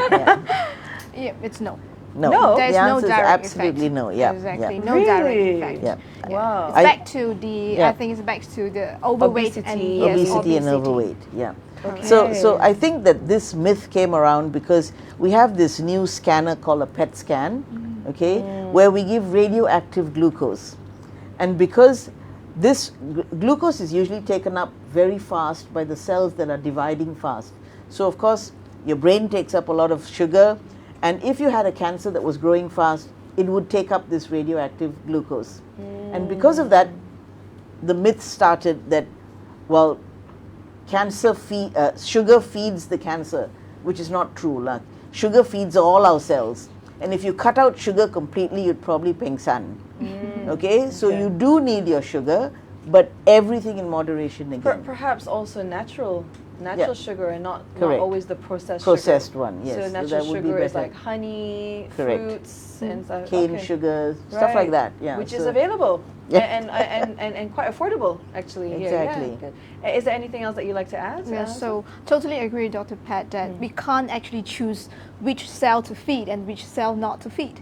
So if let's say we were to look at which kind of sugar to take, of course a natural one. In fact, good type of carbohydrates after being digested will also become sugar in the body. So your rice and your whatever you Grains, eat all those. ultimately becomes sugar. It's broken down into sugar because that's what your body needs. Yes. So we can't go without sugar. In fact. Yeah, no, that's good. I think we can go on and on talking about food because there's just so much that we don't know. But thank you very much for clarifying so much. And we're so sorry that we just can't take any more questions. But thank you very much for all of those questions. And a big thank you to Dr. Patricia Gomez and Ms. Pang Kang Ru for joining us today. I myself have definitely learned a lot, and I think I'm going to make a lot of changes after this.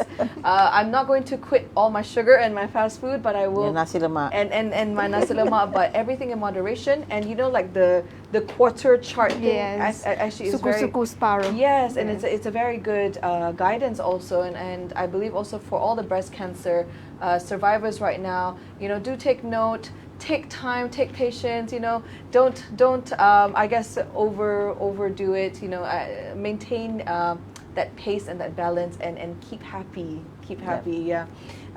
Now, we do have, before we do end this session, we have more prizes to give away for you, for those that are watching this session at home. And to win, you simply just have to answer a couple of questions. There's going to be 3 questions, and the prizes will be a Magic Hopper face mask and table mat, our Malaysia Healthcare merchandising, and lastly, a mammogram test voucher worth 300 ringgit. So, our 3 questions are, number 1, if you to answer, you just put in your answers in the comment below, and one of our team members will contact you. So the first question is, name 3 foods that are recommended to fight cancer. It's not for you to answer. It's for them to answer. I hope if you're paying attention, we did name a couple. We did name a couple of foods. So just name 3, only 3 that are recommended to fight cancer. The next question is, this is a true or false. Now, is it true or is it false that you will not get cancer if you eat healthily? So, this is a tricky one. Yes, this is a tricky one. So double negatives there. So you can answer this, just write true or false in the comment, and one of our teammates will contact you. And our last question for the prizes are, what are free radicals? So what are free radicals? What are they? So remember, just put in your answers under, and we will contact you directly. So on that note, again, I would like to say thank you very much, Doctor and Ms. Pang. I just want to end this. Any last few words that you'd like to tell our audience who are either breast cancer survivors, one who are just, you know, want to know a little bit more. So I guess I'll start with Dr. Patricia. Yes, so thank you very much for inviting me. I've never had to give a talk on food before concerning breast cancer. So this was quite challenging, but I just have to say thank you very much for inviting me. And it's not just about eating well, it's about doing your screening as well. Yes. Okay? Yes. So for women over 40, please come and do your mammogram screening once in 2 years. If you're under 40, you can come and do an ultrasound. Yeah. But do more than all that, do your monthly self-checking. Yes. Examine your breasts so that you know what's normal for yourself. Absolutely. If there's something new, you'll be able to pick it up really fast. Right. And don't be scared to check. Don't be scared. I think a lot Correct. of women are checked. We're always, as humans, we're scared to know the unknown. So let's just know. Yes. And Ms. Pang, how about you? Your last few words. I think I want to convey message for patients who are diagnosed with cancer. So I just want to let them know that actually food is something that you need to take so that you will get enough nutrients, enough energy to help you keep strong to complete your treatment. Because most of them they think of taking diet to actually cure the cancer, but it's not. Let the chemotherapy, let the treatment do their work, but you yourself get enough nutrients, all the macronutrients, you're saying the energy, proteins, fats, so you keep strong to help you complete the treatment. Right. Yes. So food is fuel. Food is fuel. So feed ourselves well, invest in ourselves, and I think there's just a lot of takeaways. I've lost track of all of the hashtags. Yes. Of all the hashtags. But guys, if you have tuned in and you listened to this session from the very beginning, please take away that Malaysia Healthcare and the doctors that we have here in Malaysia and our dietitians are here for you. So if you are scared and you're just thinking about it, just give us a call and we will be there for you. So on that note, We say thank you very much, Doctor and Ms. Pang again. And over to you again, Zara. Thanks.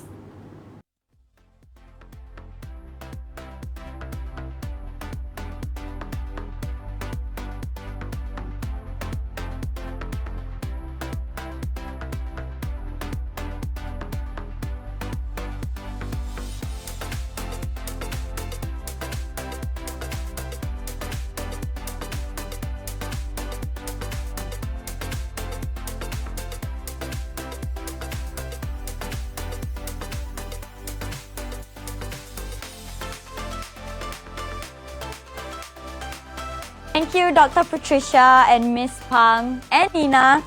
I mean, how great is it to know that nasi lemak is totally fine? I mean, it's doctor verified. So Dr. Patricia, no backsies. And also the fact that she said, I like one quote that she said. She said, if you've got the health, you can find the wealth. We're not just busting myths, guys. We're dropping bombs. We're dropping facts everywhere today. I feel great because I had nasi lemak for breakfast. So it's an amazing day. So you guys, let's take a short break and we'll continue with another second round of trivia questions. So stay tuned.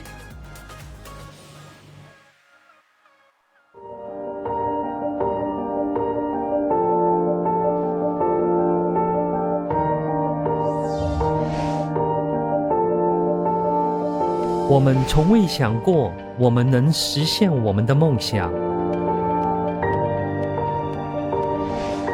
আমি কখনো ভাবিনি যে আমি পায়ে ফিরে যেতে পারি।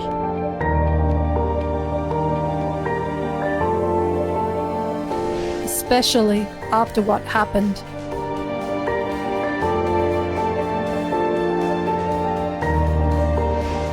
Saya tidak pernah terpikir saya bisa melihat anak saya menikah.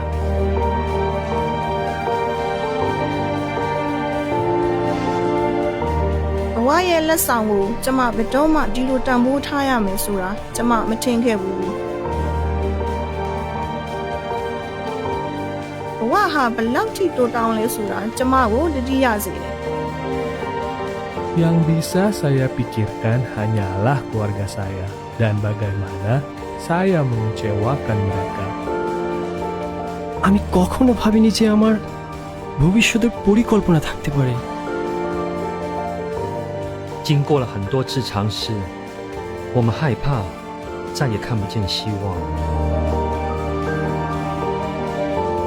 I never thought I could look forward again.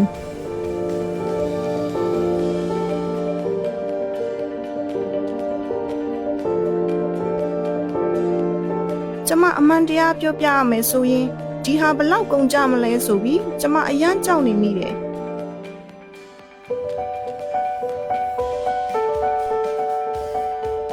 最后，我们还是选择来到了马来西亚。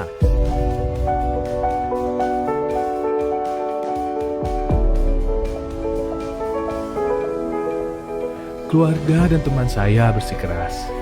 Mereka menginginkan perawatan terbaik untuk saya, dan saya mempercayai rekomendasi mereka.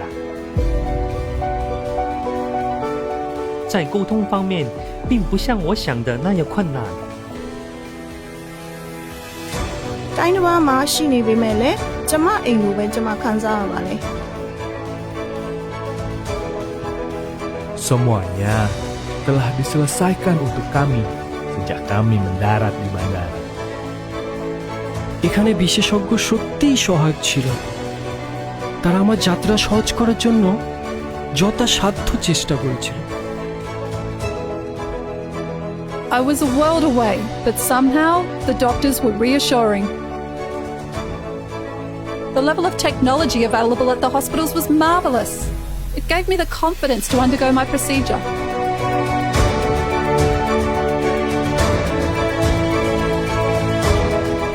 আমি জানতাম যে আমার প্রথম পরামর্শ থেকেই আমি ভালো হাতে আছি। ဆရာဝန်တွေကကျင်းလာတယ်ပြီးတော့သူတို့ကပညာရှင်ဆန်တယ်ဒီလိုလုပ်ရမယ့်ဟာကိုဘာအတွက်လုပ်ရမလဲဆိုတာကိုကျမနားလည်အောင်သူတို့စူးစမ်းတယ်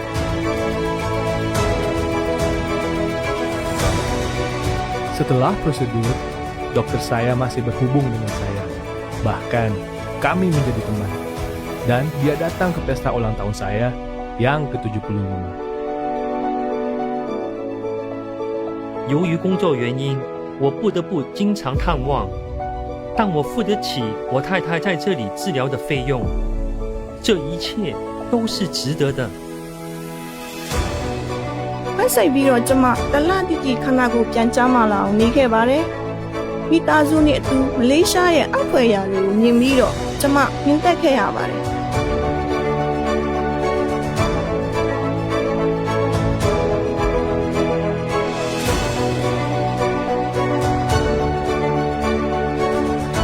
I never thought I could find my confidence again.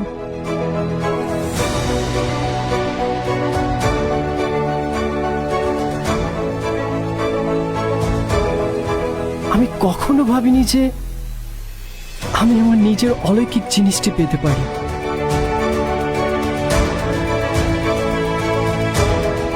Saya tidak pernah berpikir saya bisa berada di sana untuk keluarga saya. ဒီလောက်ထိသိငယ်တဲ့အရာတွေကိုတန်ဖိုးထားရမယ်လို့ကျမဘယ်တော့မှမထင်ခဲ့ဘူး။ 我们从未想过，我们可以组织一个家庭。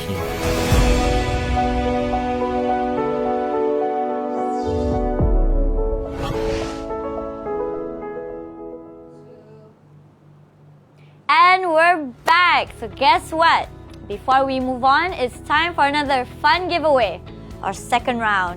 So to join, all you need to do is grab your phone or a second device. Then step 2, go to kahoot.it. I'll repeat, it's kahoot.it and key in the code. Step 3, insert your email address and make sure to give a valid email address because we'll be using this to contact you should you be the winner. Then choose a name that will be displayed during the game. The top 3 participants with the highest score will stand a chance to win more screening vouchers and an Apple Watch. So are you ready? Here we go. Alright, so in kahoot.it, the code for this round is 335-8304. Once again, it's 335-8304. So by keying in the code, you'll be entered into Kahoot and you will stand a chance to win our plentiful prizes. Alright, so I see Yuyu, Rachel, Shahija. Hello guys, thank you for joining. Oh wow, there's Robert Downey. Nice. I love Iron Man.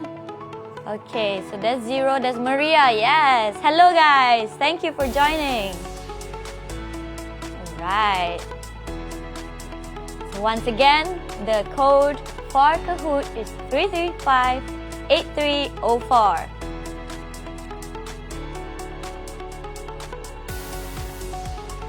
Right. So I see a few people have joined. Come on guys. All for an Apple Watch and that screening voucher.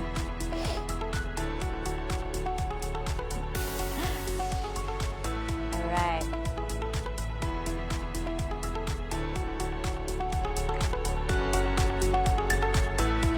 Can't wait to show you the next few questions for you guys to answer. It'll be really interesting. I hope you guys have been paying attention in our last health talk. Alright, so we're gonna start soon in 5, 4, 3, 2, 1. 3, 2, 1. Alright, first question is, what antioxidants help protect against cancer risks? Is it vitamin C, vitamin E, carotenoids, or is it all of the above? Right, so we have a minute on the clock. And the answer is all of the above.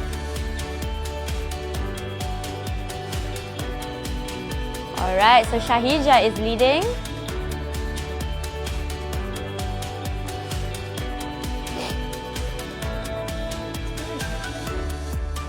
Alright, so second question. What causes overweight women to have higher breast cancer risks?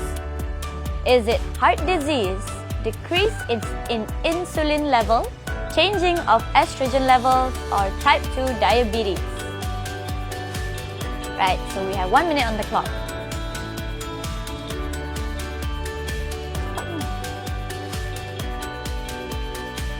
Right, so the answer is changing.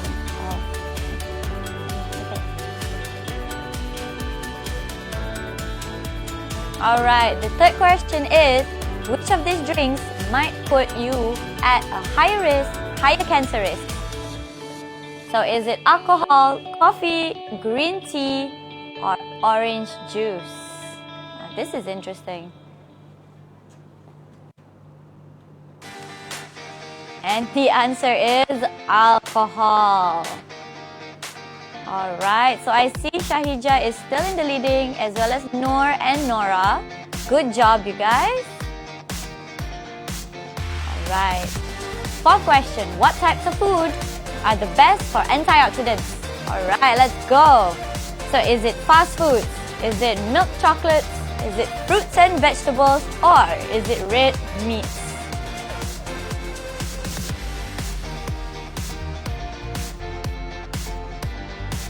Let's see. What do you guys think it is? And the answer is fruits and vegetables. Let's see who got that. I see. Alright, so Noor is gone on to the first place. Shahija and Nora as well. Alright, so for the last question, guys, which of these foods lowers cancer risks? Let's see. So is it citrus fruits, fatty fish, fermented foods, or is it all of the above? Final question. Let's make this count, guys. Let's see, which one is it? Ding dang. Oh, 5 seconds on the clock. 3, 2, and 1. Ooh, it's time to tally up the leaderboard. Let's see. So in third place, we have Noor. And in second, Nora. And let's see who the winner is. Shahija. Well, see, looks like we have all our winners for this round. Congratulations. And we will definitely be in touch with you soon. So, let's take a short break before our next session. And please, let's be excited because a hint, I'm still wearing this. Alright, so we'll see what's next. Take a short break. Welcome to Malaysia, the leading global healthcare destination. We at Malaysia Healthcare Travel Council, MHTC, put our patients' comfort and overall experience as our main priority. Experience a personalized healthcare journey tailored just for you. Come on board on a healthcare journey that pledges top-notch quality care. As part of our renowned end-to-end service initiative, your healthcare journey begins as soon as you step out of the aerobridge with the warm embrace of Malaysian hospitality. At MHTC, we will ease your arrival journey through facilitating your immigration process. We'll keep you at ease throughout your customs clearance. Our dedicated Malaysia Healthcare Lounge team are with you every step of the way. Start your healthcare journey in style with the Malaysia Healthcare Lounge. Kick back and relax at the lounge before embarking on an incredible journey. Enjoy an array of light refreshments while our Malaysia Healthcare Lounge team attends to your needs. Hassle-free, worry-free, you are in good hands. Malaysia Healthcare Travel Council welcomes you to experience Malaysia healthcare. Embrace Malaysian hospitality.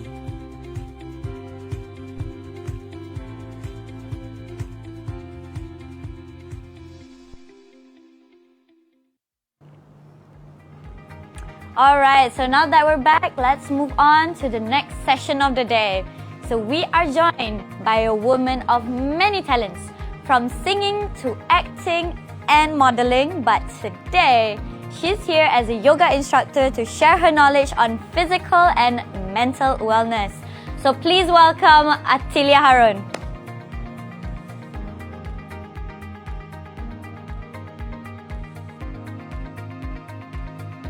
Hi guys, happy weekend. Hope everyone is doing well at home and wherever you are. My name is Atilia and I'm very happy and excited to be here with all of you as we celebrate the Breast Cancer Awareness Month together with Malaysia Healthcare. Spreading breast cancer awareness is a personal cause that I'm passionate about because both my mom and I had experienced it before. My mom was diagnosed with breast cancer in the 80s and had to go for many chemotherapy sessions in the past.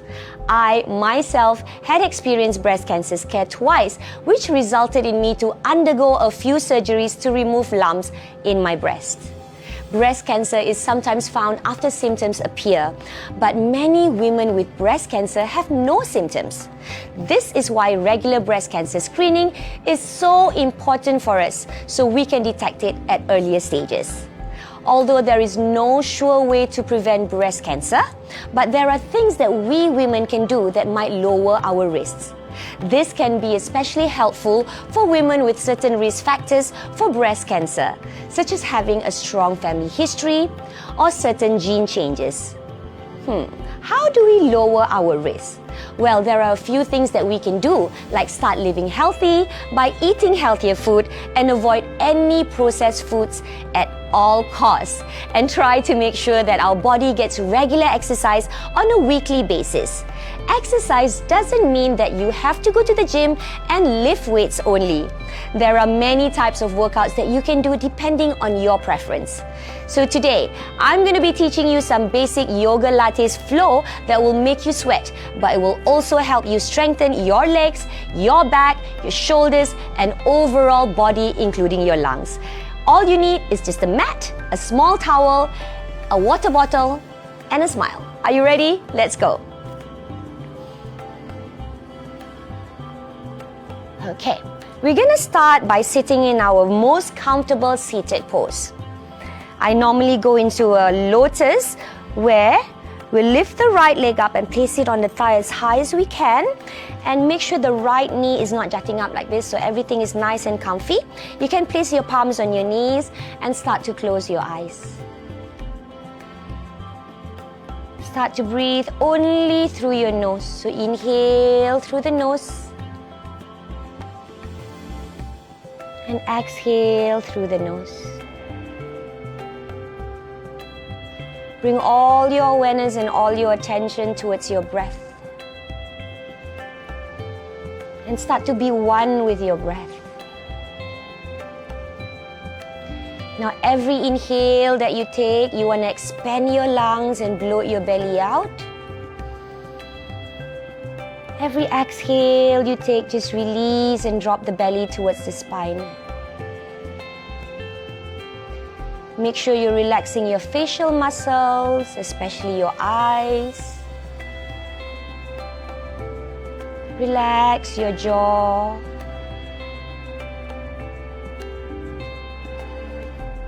And keep on breathing, long and deep, only through the nose.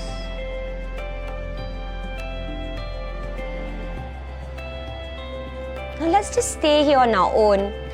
Just breathing in and out through the nose, relaxing every muscles, every joint, every cells in your body. Setting an intention for this practice. Just breathe and relax.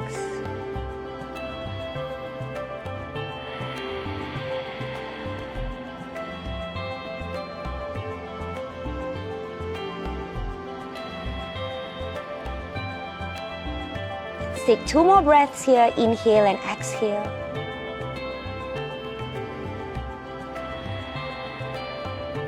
one last breath here. Inhale and exhale.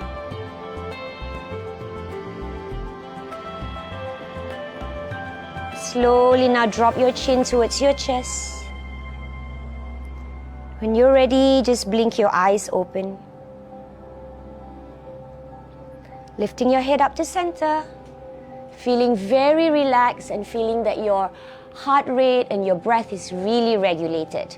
Now inhale, lift the arms out to the side, draw the palms together, look up. And exhale down to your heart. 2 more of the same thing. Inhale, sitting tall, lengthening the sides of your body again. And down to your heart center. One last one. Big inhale, wholeheartedly breathe through the nose, palms together, looking up. And down to your heart. Nice. Now place your palms again on your knees.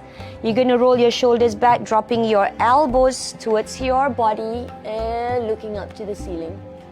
Make sure you're relaxing your shoulders, arching your back. Keep on breathing. Now slowly release. Dropping your fingers below your knees, rounding your back, chin to your chest. Again, breathe long and deep. Inhale. Exhale. Nice. Back to center. Let's take a nice side stretch for the sides of our body. Cupping the right fingers down to the right side. Walking the right fingers out. Dropping the right elbow. Now left arm goes up. Inhale. Exhale, drop towards the right. Left arm over your head and look up to the ceiling. Smile and breathe. Just one more. Nice. Now back to center. Dropping your left fingers down. Walk them out. Inhale again. Exhale, drop. Now right arm up and over your head. Stretching the right side of your body. Using your arms and your fingers. 2, look up. And 1. Good. Now back to center. Release your legs from your cross and bring your feet together in your lotus or your butterfly. Interlace the fingers around your feet. Now inhale, lengthen the spine, relax your shoulders. Exhale, folding from your hips and drop. Relax your shoulders, relax your face, relax your elbows. Stay 3, 2, and 1. Slowly lift your body up now. You're going to extend your legs forward in front of you. First, pointing your toes forward. Inhale, lift your arms up. Exhale, fold your body forward. You want to try and bring your fingers over your toes as much as you can. And also push your feet down so you're stretching the top part of your feet. Stay 3, 2, and 1. Good. Now lift the body up and point your toes up, flexing your feet now. Good. Inhale, lift your arms up. Exhale, folding forward, catching your feet. Rolling shoulders back, stretching forward a bit more. And drop as deep as you can, bringing your belly to your thighs. So try not to round your back too much. Lengthen your spine forward and drop. Stay 3, relax your shoulders. 2, and 1. Lifting the body up. Now palms next to your hips, crossing your legs, and place your palms and your knees on the ground in your tabletop pose. Make sure your palms are shoulder width apart with your second finger pointing forward and your knees are hip width apart. If you're ready, let's just drop the belly, tailbone up and look up. Feeling that nice stretch in your spine. And now drop chin towards your chest, rounding your back like a cat. This is called the cat pose anyway. Now drop the belly, going up to your cow pose. I'm not sure why this is called a cow pose. And now exhale, scooping in, chin to your chest, tailbone forward. And one more cow pose. Drop the belly, tailbone up, raising the heart, looking up. Good. Now back to your normal tabletop. You're going to be threading your right arm. So the right arm threads down, dropping the right shoulder down, the right side of the face down. Now your left arm goes behind you, trying to look for your right thigh. Roll your left shoulder back. You can just stay here and chill, have a holiday and stretch. Or if you want to challenge yourself, you can try and straighten the left leg back. Or even better, point the toes up. Stay 3, 2, and 1. Now drop. Changing sides. Palms down. Back to your table again. Left arm threading through, dropping the left shoulder, and the right arm goes behind your back. Pick your option. You can just stay here and just stretch your shoulders. 3, or you can pick option 2, 2 or 3, and 1. Now drop. Back to center with your palms. And we're gonna go to downward facing dog, my favorite. I love this pose. Tuck the toes, lift the knees, stretch your mat. Dropping your heels down, pushing your knees back, and suck your lower belly in as much as you can. Point your tailbone up and back straight. Stay here. Breathe. If your heels are not down on the ground, that's okay, guys. Slowly, slowly, you can just bend your knees forward and back, getting more flexibility, and drop your heels when you can. Stay here for 2 more breaths. 3, how you guys doing? 2, and 1. Nice. Let's drop the knees down to catch our breath, going to a very nice pose called child's pose. Just extend your arms forward, dropping your forehead down.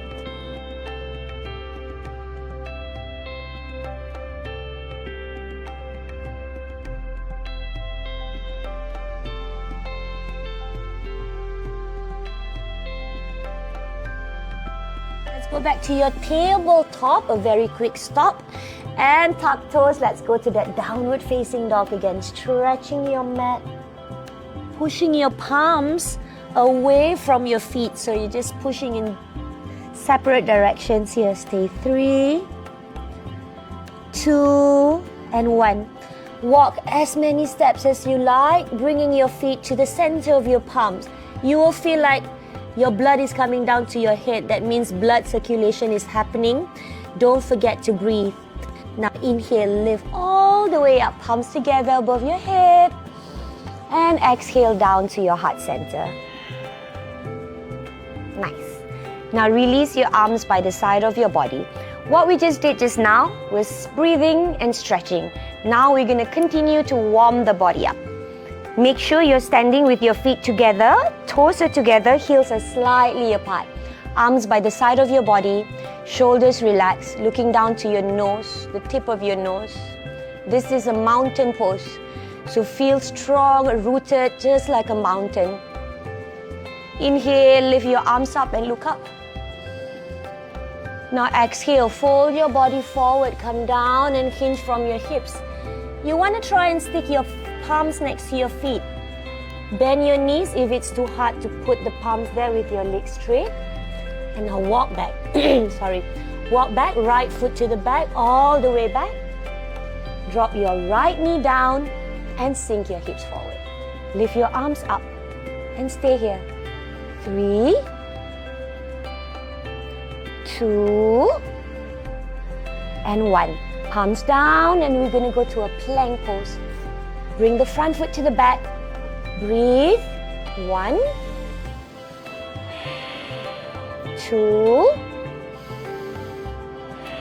and 3. Bring your weight forward. Drop your knees down. Bend your elbows and drop your chest and your chin.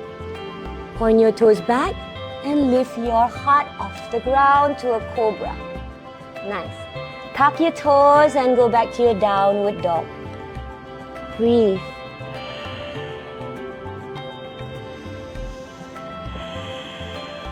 One more breath. Look forward. Stepping your right foot forward in between your palms all the way and drop your left knee down. Sink your hips forward and lift your body up again. Arms up and stay for another 3 breaths. 3, 2, and 1. Place your palms down. Back foot stepping forward. So your feet are together. Folding into your legs. Now inhale all the way up, palms together above your head again. And exhale down towards your heart. 2 more rounds of the same thing. Inhale, arms up. Exhale, fold forward, coming down. Bend your knees, or if you like, straighten your legs and place your palms next to your feet. Bring your chin forward. Lift your heart. Exhale, fold towards your legs. Now bend your knees, this time left leg back. Left leg back. Now drop your left knee down. Same pose, guys. Sinking your hips forward, lifting your heart and your arms up. Same, but you're just doing better and better. Stay 3, 2, and 1. Place your palms down, bringing your right foot to the back, going to that plank again. From your plank, bring your weight forward. Dropping your knees, bending your elbows, drop your chest and your chin. Point your toes back and lift up to your nice cobra. Feeling it in the back, in your spine. Stay 3, smiling with your shoulders as well. And tuck your toes, go back to your downward facing dog. Breathe in and breathe out.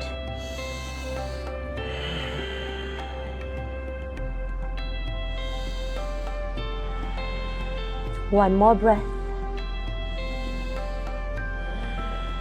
Nice. Looking forward. Bending your knees. Let's take one big step with that left foot, bringing it to the center of your palms. And your right foot follows. Push your knees back, chin forward again. Inhale. And exhale, fold towards your legs. Inhale, coming up, palms together above your head again. And down to your heart. Release your arms by the side of your body. Last one, guys. Inhale. You can feel that your heart is beating a little bit faster. Make sure you're breathing long and deep so you're always regulating your breath. Exhale, coming down. Let's do something fun, guys. Let's not walk anymore. Let's jump back to the plank now. Bend your knees, jump to your plank. Nice. From here, bring your weight forward, drop your knees. Bend your elbows, drop your chest. Cobra again, lift. Tuck your toes. Exhale, downward facing dog. Let's stay in our downward facing dog for 5 long breaths. 1, 2,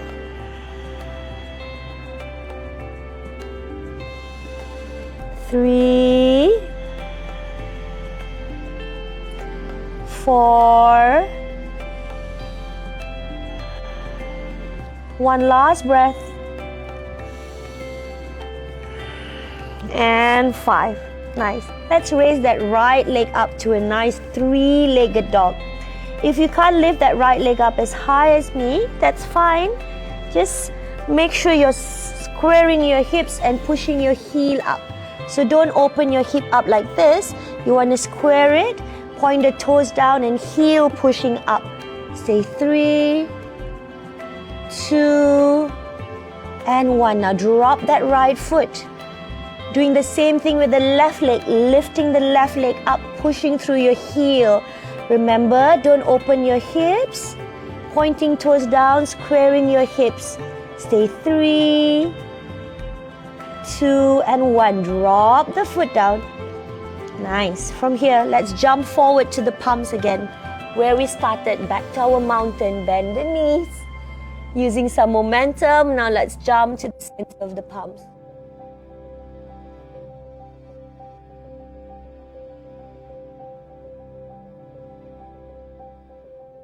And slowly come back up, palms together above your head. Exhale down to your heart center. Stay here for a few breaths just to regulate your heart rate and your breath. It's going doom, doom, doom, doom now. Always come back to your breath.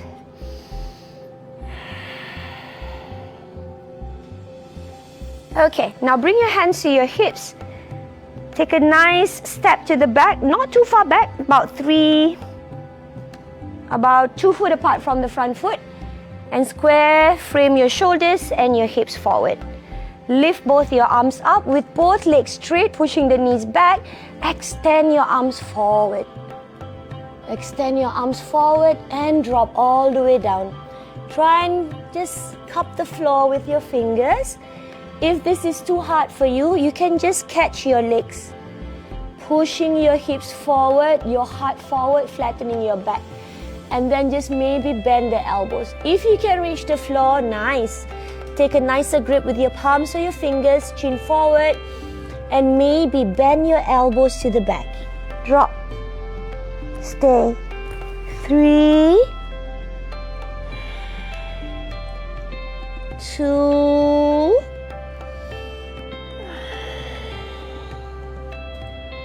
and 1. Nice. From here, you're just going to walk your hands forward and just lift the back leg up. Not too high, just about 90 degrees with the legs. Look forward. Breathe. 3. Balance on your fingers. 2. And 1. That's it. Bending your front knee and drop your back foot down. And drop your back knee down as well. Now you're going to walk your hands to the back. Bringing weight to the back and lift your left toes up. Now inhale, lift your heart, inhale. And exhale, fold forward towards the front leg. Melting. Feel that nice stretch in the front leg, the hamstrings. I know. But it's always good to stretch. Stay 2. And 1. Nice. From here, you're gonna pull that left leg, that leg is straight in front. Bring it to the back, stacking your knees on top of each other, and sit. Making sure your feet are nicely aligned. You can stay here, arms up, folding forward, and stay. 3, 2, and 1. Slowly walk your body back. Now you're gonna start stacking the right elbow on your left. Stack and interlace your arms, drawing your palms together with your thumbs towards the center of your eyebrows. Inhale, lift your heart, arch your back, look up. Breathe. 3, 2, and 1. Now bringing your elbows over your knees, folding forward. 3, 2, and 1. Slowly come back up. Release your hands. And changing the cross of your legs, going back to your downward facing dog again. So start with your tabletop again, tuck your toes and lift your knees off. Downward dog. 1,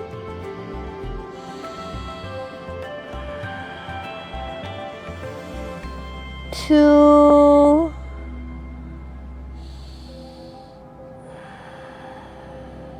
and 3. And look forward, bend your knees, jump to your palms. Knees back, chin forward, straighten your legs and try to flatten your back as much as you can. And fold towards your legs. Slowly come up, palms together above your head. Exhale down to your heart. Stay here and catch your breath again.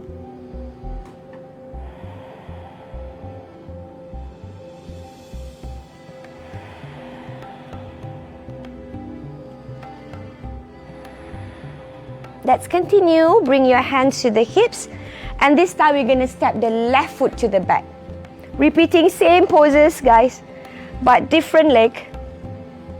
Squaring your hips forward. Now let's take that pyramid pose again. Ready? Inhale, arms up. Exhale, folding forward, reaching forward, and drop your hands down.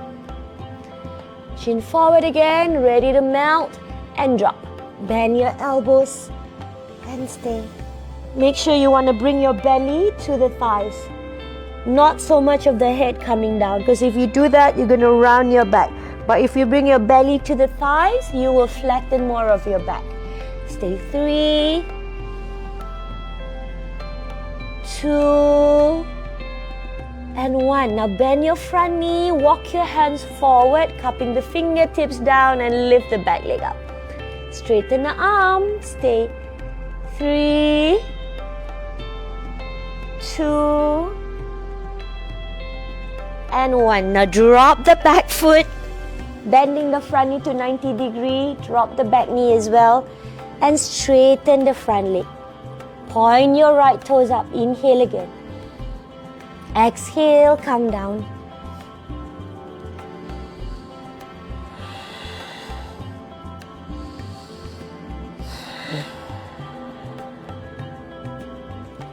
Okay, so from here, you're going to start to straighten the front leg again by pointing the right toes up. Lengthen the spine forward, inhale, and exhale, drop. Same thing like what we did on the other side. Just drop as much as you can. 2, and 1. That's it. Now you're going to pull the front leg and stack the knee on top of the other knee. Exactly what we did just now, but different leg. Alright, here we go again. Now inhale, lift your arms up. Exhale, folding forward. Try to bring your chin over your knees, cup your fingers down, and root that right hip down. Because that right hip will have that tendency to lift up, drop it down. Stay. 3, 2, and 1. Good. Walk your hands back. Alright, now let's stack the left elbow on the right. And interlace the hands, fingers together, thumb to the center of your eyebrows. Inhale again. Exhale, folding forward. Elbows over your knees. Stay. 3, 2, and 1. Release. Let's go back to our butterfly pose where we draw the feet together, draw the knees out to the side, interlace the fingers around your feet. Inhale again, lengthen the spine. And exhale, folding forward. Breathe.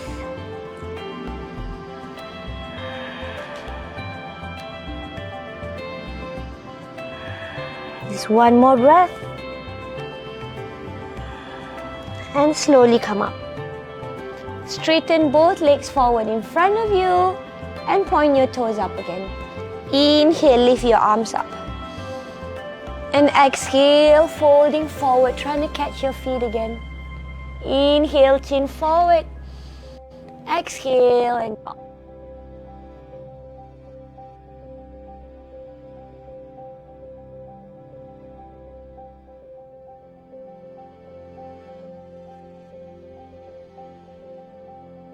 And lift the body up. Palms next to your hips. Now cross our legs. Go back to downward facing dog. So from your tabletop again, tuck your toes and lift your knees off. Ground your heels and stretch your mat.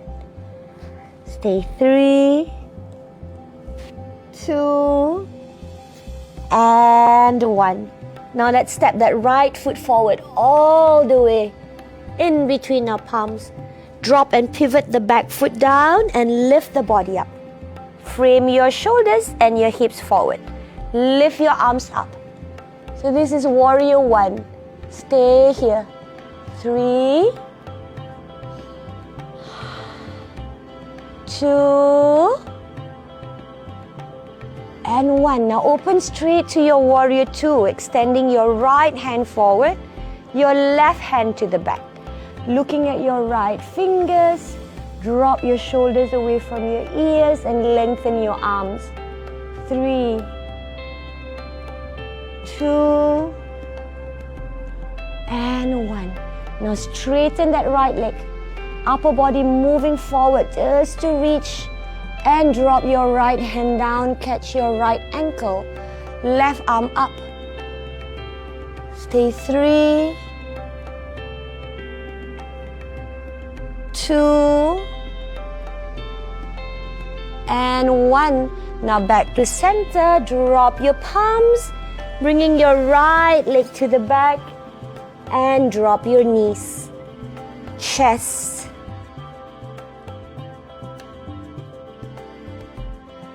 Cobra. Inhale again. Exhale, downward facing dog.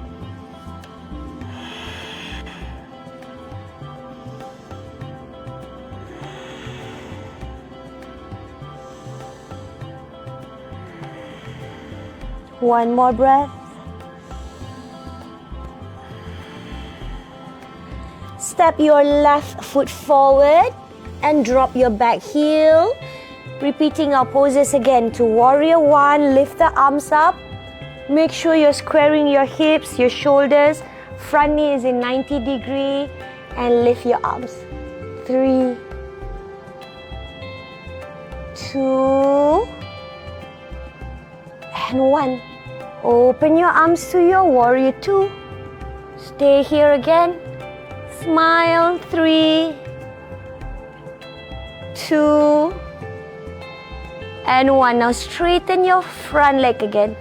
Upper body moves forward, catching your ankle. Right arm up. Look up to the ceiling. Stay. 3, 2, and 1. Now bend your front knee. Drop both your palms down, front foot to the back. Breathing in, inhale. Exhale. Drop your knees. Cobra. And let's just take a nice quick break in child's pose again.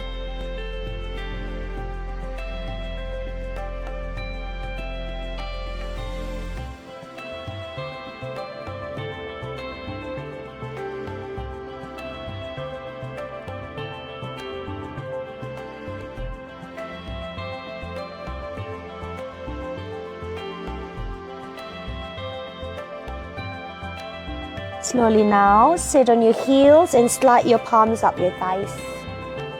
Catch your breath. So let's just quickly recap what we've done. We've done our breathing, we've done our stretching, we've done our warming up, and we've stretched a lot of our legs and worked a lot of our with our shoulders, yeah? Building some muscles in our shoulders and just trying to get as much as we can when it comes to flexibility of our hamstrings. We are now going to continue working on our hips. Right, go back to your downward facing dog. Tuck your toes, knees off. Lift the right leg up. This one is called a three-legged dog. Right leg lifting up all the way. And bring your right leg forward, all the way forward. Drop the right knee behind the right wrist and extend, straighten the left leg back. You'll be sitting down like this, not on the front leg. So the front leg moves away from you as much as you can. And you also want to square your sitting bones down to the ground, just like that. So cup your fingers, roll your shoulders back and lift the heart. Nice big stretch for the back here. Stay. 3, 2, and 1. Good. Walk your hands forward. Extend your arms forward. And drop your forehead down. Again, try to bring your weight to center as much as you can. 3, 2, and 1. Start walking your palms back, lifting your upper body up. Nice. From here, you're gonna bend your back leg up, bringing your left hand to the back. Just catching onto your ankle. You can just stay here, guys. Stay here. Maybe push the front knee so you can go a bit higher. Or if you like, you can try hooking it into your elbow. Still looking forward. And if you like, you can lift your right arm up, bending it to the back, catch. Stay. 3, 2, and 1. Slowly now release. Swinging the back leg forward. Place the foot outside the knee. And place both sit bones down. Bringing your right elbow hook and twist to the back.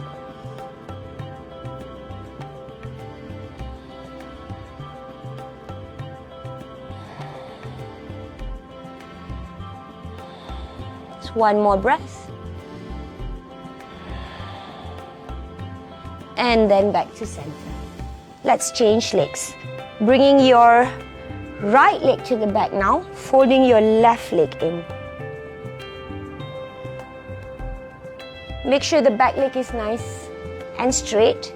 Squaring your hips forward. Like I said, do not sit on the front leg, but you want to move the foot away from you as much as you can and square again. Cup your fingers, roll your shoulders back, push your heart and drop.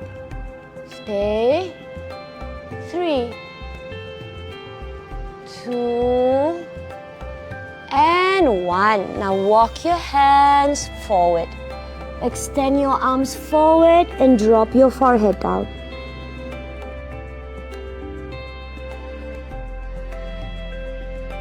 Two and 1. Walk your hands to the back, lifting your body up. Okay, let's do that thing again where we bend our back leg up.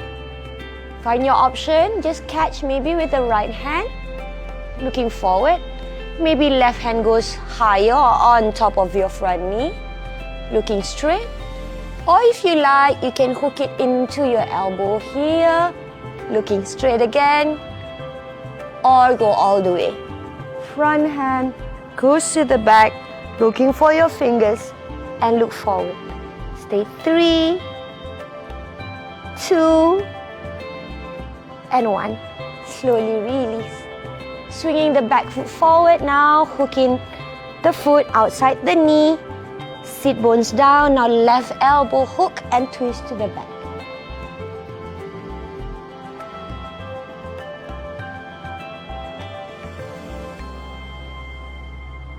And then back to center. Let's go back to our butterfly pose. This is always my go-to pose to work with the hips. Interlace fingers around the feet again. Breathe and exhale, fold. Folding forward.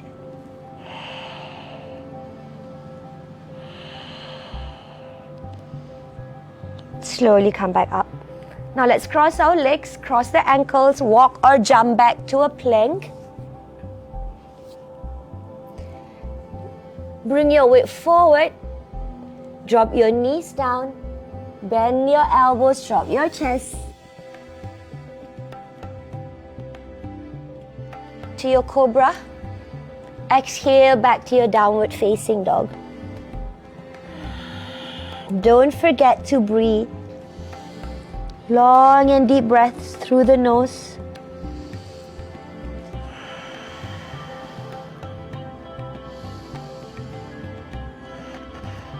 Just one more breath.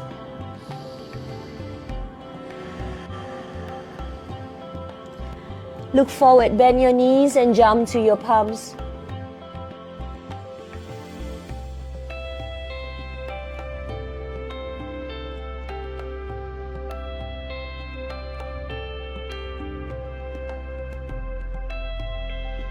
Slowly come up, all the way up, palms together above your head. And exhale down towards your heart. Alright, let's work with our focus now. It's super hard not to wobble, especially when you're standing on one foot. That's exactly what we're going to do, okay? I'll give you a little trick. Look at the floor and look for one spot that you're going to stare at forever and ever as long as you are in this pose. This is called our tree pose. Very, very easy. But if you don't have enough focus and if your mind is not clear, it's going to be very, very hard. So stepping your weight into your right foot, rooting everything there, even using your toes. Now lifting your left leg up as high as you can. Okay, this is of course the harder option.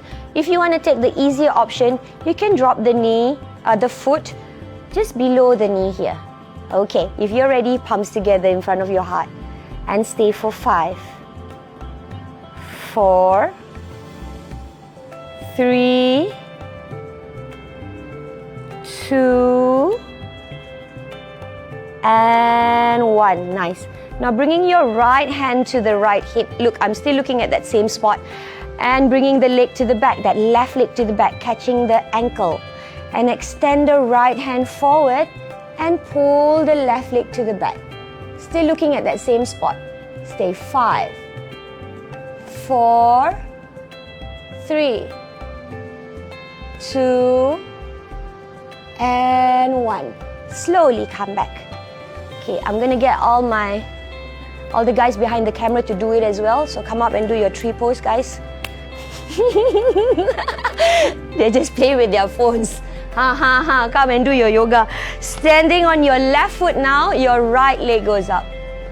Okay, planting it in as much as you can, pushing the sole of the foot there. Palms together, looking for that dot on the ground again, and stay for 5, 4, 3, 2, and 1. Let's take that dancer's pose again, bringing that leg to the back, extending the left hand forward. Stay 5, 4, 3, 2, and 1. Slowly come back down. Good job, everybody. Right, you're gonna come down to the ground now. We're almost done, guys. We are just going to stretch a little bit more, come back to our breath, and take that pose that everybody likes, you know, the lying down on the ground, the savasana. Now we're going to do that. All right, before that, cross your legs, and let's just place the palms on your knees again. Breathing out and breathing in through the nose.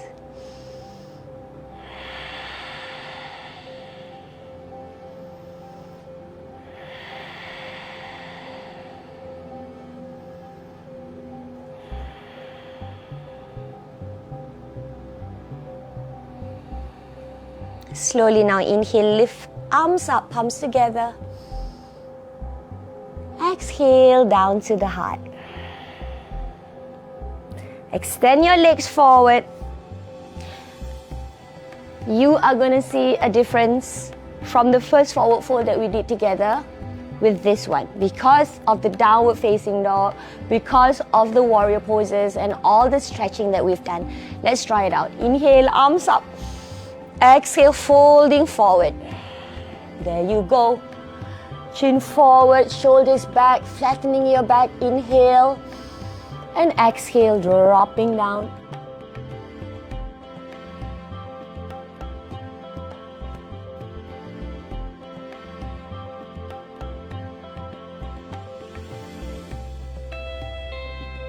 Fold your right leg on top of your left thigh. So this is sort of like a half lotus with the left leg straight.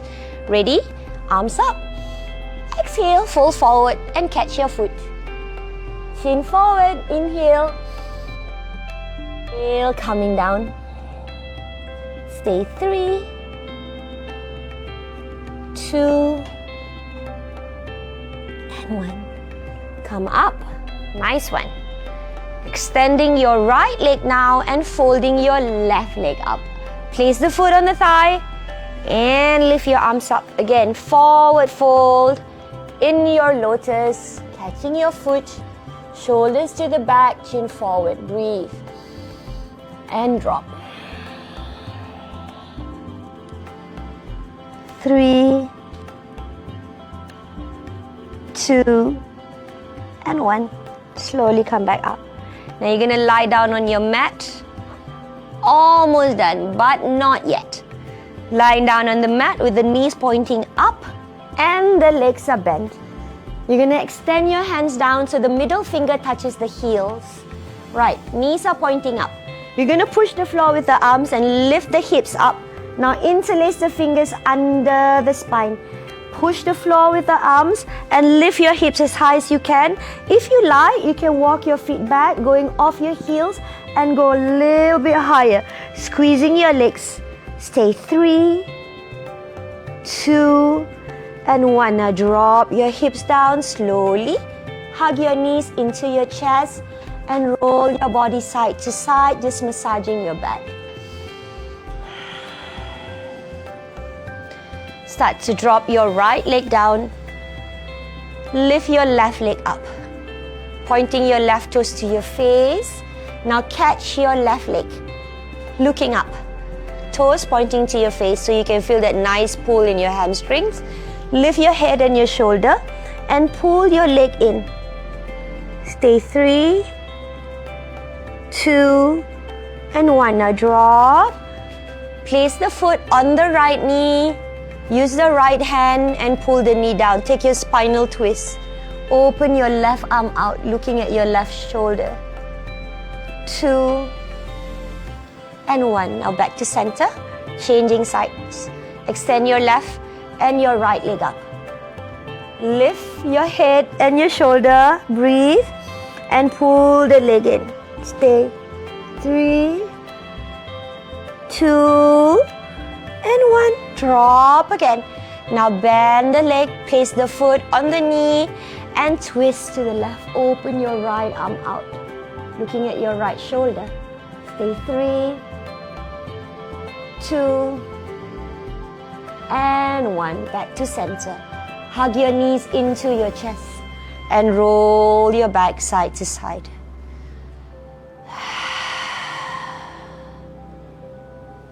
You're going to extend your legs. Extend your arms by the side of your body. Palms facing up. Close your eyes.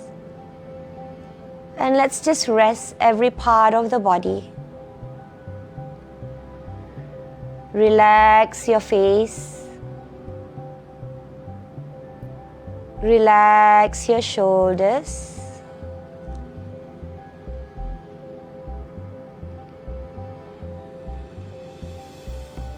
Relax your heart.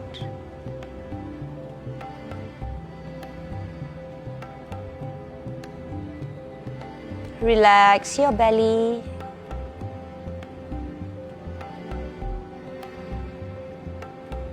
Relax your spine.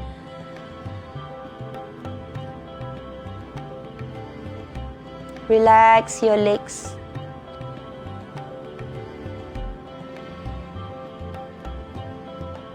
All your toes and your fingers.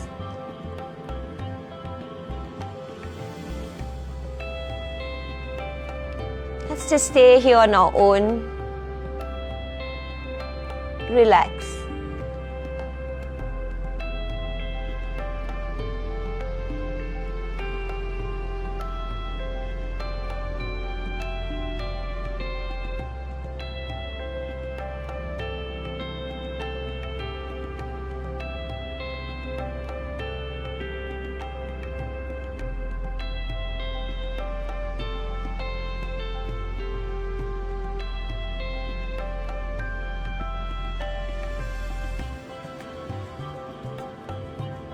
Now slowly bring awareness back to your body. Wiggle your toes and move your fingers. Sliding your legs together and reach your arms over your head. Stretch your body.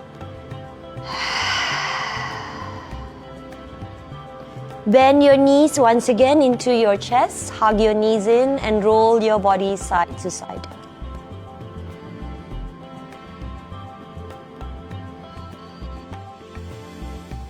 Extending your right arm up, using your right arm as a pillow, and stay for a few more breaths.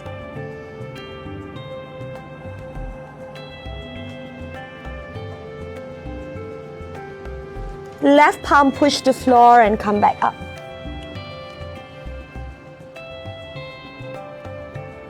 Eyes are still closed. Dropping the chin towards the chest. And just breathe in and out through the nose.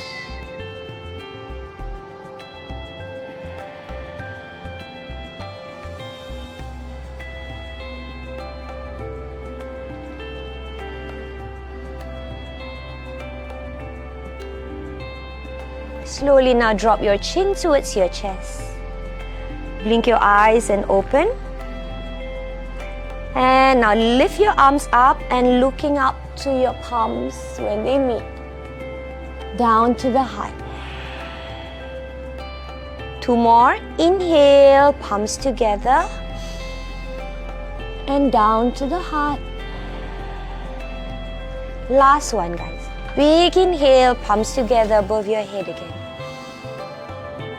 And exhale down towards your heart center. Softly bowing towards your fingers. Thank you very, very much for joining me. I hope you guys had fun. So that's what we have to do today. So that's what we have for you today. I hope you enjoyed our quick session, and remember to always take some time out for yourself. I would also like to take this opportunity to remind all you ladies the importance of regular self-checks and going for regular screenings, as it helps increase the chances of early detection. You can join Malaysia Healthcare's efforts in increasing awareness on the importance of early detection by joining the Go Pink to Win photo contest and win some amazing prizes while you help raise awareness. Check out the hashtag MHGoesPink for more details. Now back to you, Zara.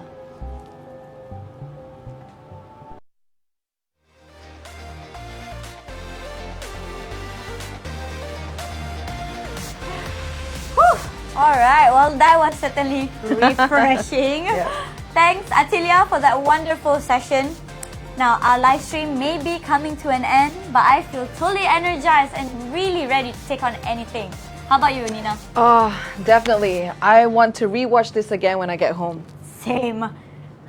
So what about our viewers? How's everyone doing? So we hope you've enjoyed our sessions. If you've learned anything new today, just let us know in the comment section below. Once again, thank you to all our guests and partners from Sunway Medical Center and Pantai Hospital for being a part of this empowering event. Thank you, Dr. Normaya, Ms. Lok, Joanna, Dr. Patricia, Ms. Pang, and Atilia for coming on and sharing your knowledge and experience with everyone. We hope this session has inspired you to take charge of your health and own your life. So remember, early detection saves lives. Yes. So take the first step. Book that screening, get yourself checked regularly. As Pink October is the perfect month to do so because medical centers across Malaysia are offering screening packages for 3D mammograms, ultrasounds, and such at a special rate. So don't miss out.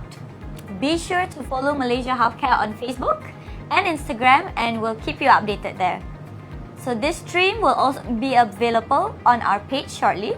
So do share it with your loved ones and empower each other. Thank you for joining us. It's been so much fun to spend the day together. We hope to see you again soon. Bye. Goodbye.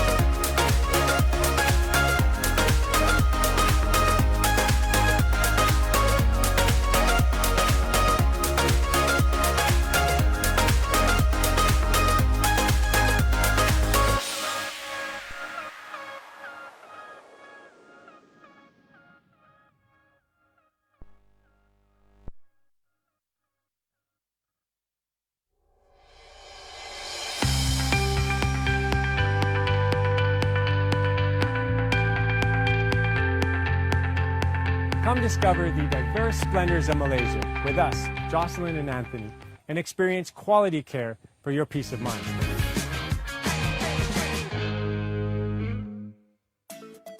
Today, robotic surgery has become a common method, offering wide-ranging benefits that include added precision, flexibility, and better control.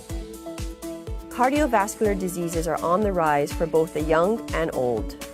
Featuring new technology such as MRI, CT scan, and biplane angiography system, hospitals in Malaysia are well equipped to help treat conditions such as heart diseases and strokes. Niche treatments are also offered in Malaysia. Some of the world-class hospitals in Malaysia are on hand to offer revolutionary gamma and cyberknife treatments, pain-free, non-invasive targeted forms of radiosurgery that may increase the likelihood of patients having many more years ahead with their loved ones. Conceiving a child can often be challenging for couples. This is where treatments such as the in vitro fertilization or IVF can help. With Malaysian healthcare facilities having state-of-the-art technology and world-class doctors, the country has high success rates for fertility treatments. But as bone and joint issues become more prevalent with age, hip, knee, and total joint replacements are possible solutions. Hospitals in Malaysia have the expertise to perform computer-navigated surgeries that allow for greater accuracy and effectiveness.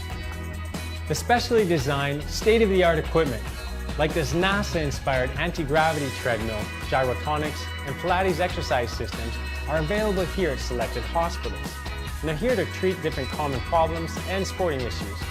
They help to improve performance and facilitate the recovery process. Well, this has certainly been an enlightening experience. Malaysia definitely has plenty to offer the savvy healthcare traveler.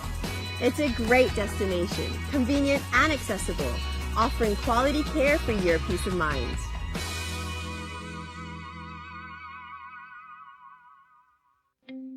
Welcome to Malaysia, the leading global healthcare destination. We at Malaysia Healthcare Travel Council, MHTC, put our patients' comfort and overall experience as our main priority. Experience a personalized healthcare journey tailored just for you. Come on board on a healthcare journey that pledges top-notch quality care. As part of our renowned end-to-end service initiative, your healthcare journey begins as soon as you step out of the aerobridge with the warm embrace of Malaysian hospitality. At MHTC, we will ease your arrival journey through facilitating your immigration process. We'll keep you at ease throughout your customs clearance. Our dedicated Malaysia Healthcare Lounge team are with you every step of the way. Start your healthcare journey in style with the Malaysia Healthcare Lounge. Kick back and relax at the lounge before embarking on an incredible journey. Enjoy an array of light refreshments while our Malaysia Healthcare Lounge team attends to your needs. Hassle-free, worry-free, you are in good hands. Malaysia Healthcare Travel Council welcomes you to experience Malaysia Healthcare. Embrace Malaysian hospitality.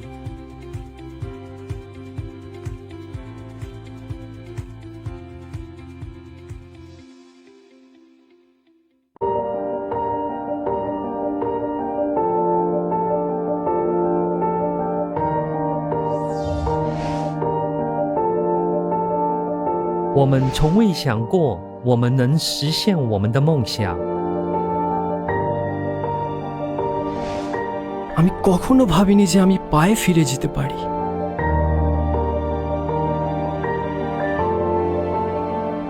Especially after what happened.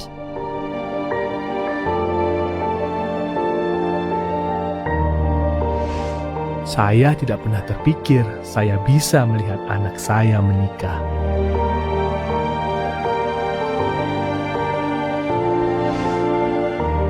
ဘဝရဲ့လက်ဆောင်ကိုကျမဘယ်တော့မှဒီလိုတန်ဖိုးထားရမယ်ဆိုတာကျမမထင်ခဲ့ဘူး။ ဟာဘလောက်ထိတိုးတောင်းလဲဆိုတာကျမကိုတတိယစေတယ် Yang bisa saya pikirkan hanyalah keluarga saya dan bagaimana saya mengecewakan mereka. আমি কখনো ভাবিনি যে আমার ভবিষ্যতের পরিকল্পনা থাকতে পারে 经过了很多次尝试，我们害怕再也看不见希望。 I never thought I could look forward again. ။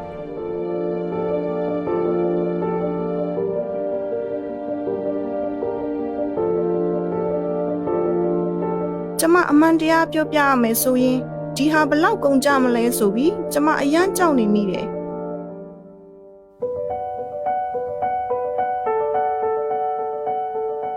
最后，我们还是选择来到了马来西亚。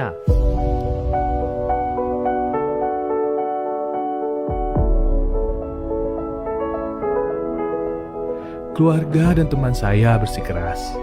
Mereka menginginkan perawatan terbaik untuk saya, dan saya mempercayai rekomendasi mereka. 在沟通方面，并不像我想的那样困难。 ။တိုင်းတစ်ပါးမှာရှိနေပေမဲ့လည်းကျမအိမ်လိုပဲကျမခံစားရပါတယ် Semuanya telah diselesaikan untuk kami sejak kami mendarat di bandara. এখানে বিশেষজ্ঞ সত্যিই সহায়ক ছিল তারা আমার যাত্রা সহজ করার জন্য যথাসাধ্য চেষ্টা করেছিল I was a world away, but somehow the doctors were reassuring. The level of technology available at the hospitals was marvellous. It gave me the confidence to undergo my procedure.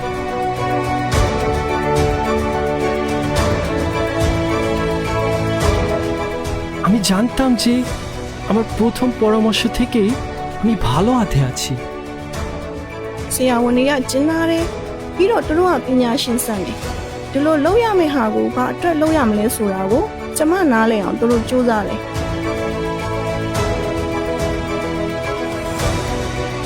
Setelah prosedur, dokter saya masih berhubung dengan saya. Bahkan, kami menjadi teman. Dan dia datang ke pesta ulang tahun saya yang ke-75. 由于工作原因，我不得不经常探望，但我付得起我太太在这里治疗的费用，这一切都是值得的。 ဖက်ဆိုင်ပြီးတော့ကျမတလတိတိခဏကိုပြန်ကြမှာလာအောင်နေခဲ့ပါတယ်မိသားစုနဲ့အတူမလေးရှားရဲ့အဖွဲရာတွေကိုမြင်ပြီးတော့ကျမမြင်သက်ခဲ့ရပါတယ်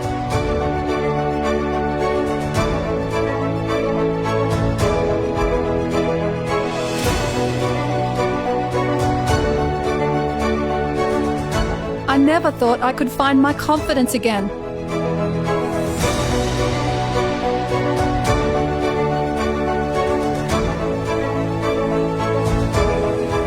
আমি কখনো ভাবিনি যে আমি আমার নিজের অলৌকিক জিনিসটি পেতে পারি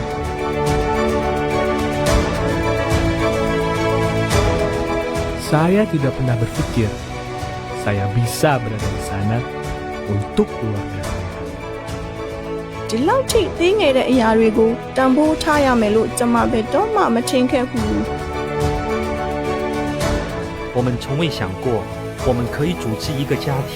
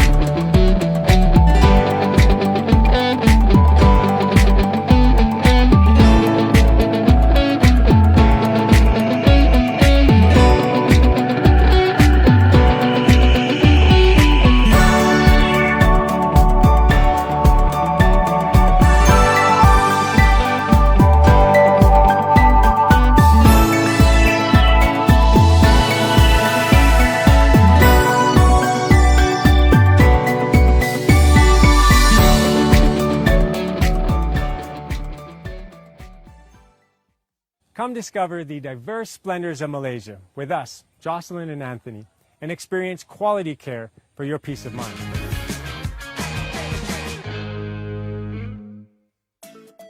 Today, robotic surgery has become a common method, offering wide-ranging benefits that include added precision, flexibility, and better control.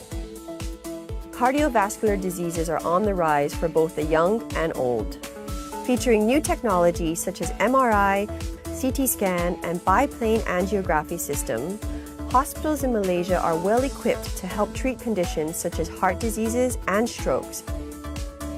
Niche treatments are also offered in Malaysia. Some of the world-class hospitals in Malaysia are on hand to offer revolutionary gamma and cyberknife treatments, pain-free, non-invasive targeted forms of radiosurgery that may increase the likelihood of patients having many more years ahead with their loved ones. Conceiving a child can often be challenging for couples. This is where treatments such as the in vitro fertilization or IVF can help. With Malaysian healthcare facilities having state-of-the-art technology and world-class doctors, the country has high success rates for fertility treatments. But as bone and joint issues become more prevalent with age, hip, knee, and total joint replacements are possible solutions. Hospitals in Malaysia have the expertise to perform computer-navigated surgeries that allow for greater accuracy and effectiveness. The specially designed, state-of-the-art equipment, like this NASA-inspired anti-gravity treadmill, gyrotonics, and Pilates exercise systems, are available here at selected hospitals. And they're here to treat different common problems and sporting issues.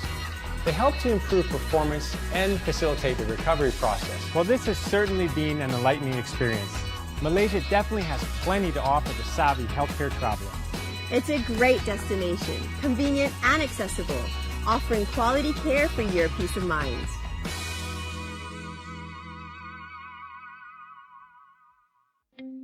Welcome to Malaysia, the leading global healthcare destination. We at Malaysia Healthcare Travel Council, MHTC, put our patients' comfort and overall experience as our main priority. Experience a personalized healthcare journey tailored just for you. Come on board on a healthcare journey that pledges top-notch quality care. As part of our renowned end-to-end service initiative, your healthcare journey begins as soon as you step out of the aerobridge with a warm embrace of Malaysian hospitality. At MHTC, we will ease your arrival journey through facilitating your immigration process. We'll keep you at ease throughout your customs clearance. Our dedicated Malaysia Healthcare Lounge team are with you every step of the way. Start your healthcare journey in style with the Malaysia Healthcare Lounge. Kick back and relax at the lounge before embarking on an incredible journey. Enjoy an array of light refreshments while our Malaysia Healthcare Lounge team attends to your needs. Hassle-free, worry-free, you are in good hands. Malaysia Healthcare Travel Council welcomes you to experience Malaysia Healthcare. Embrace Malaysian hospitality.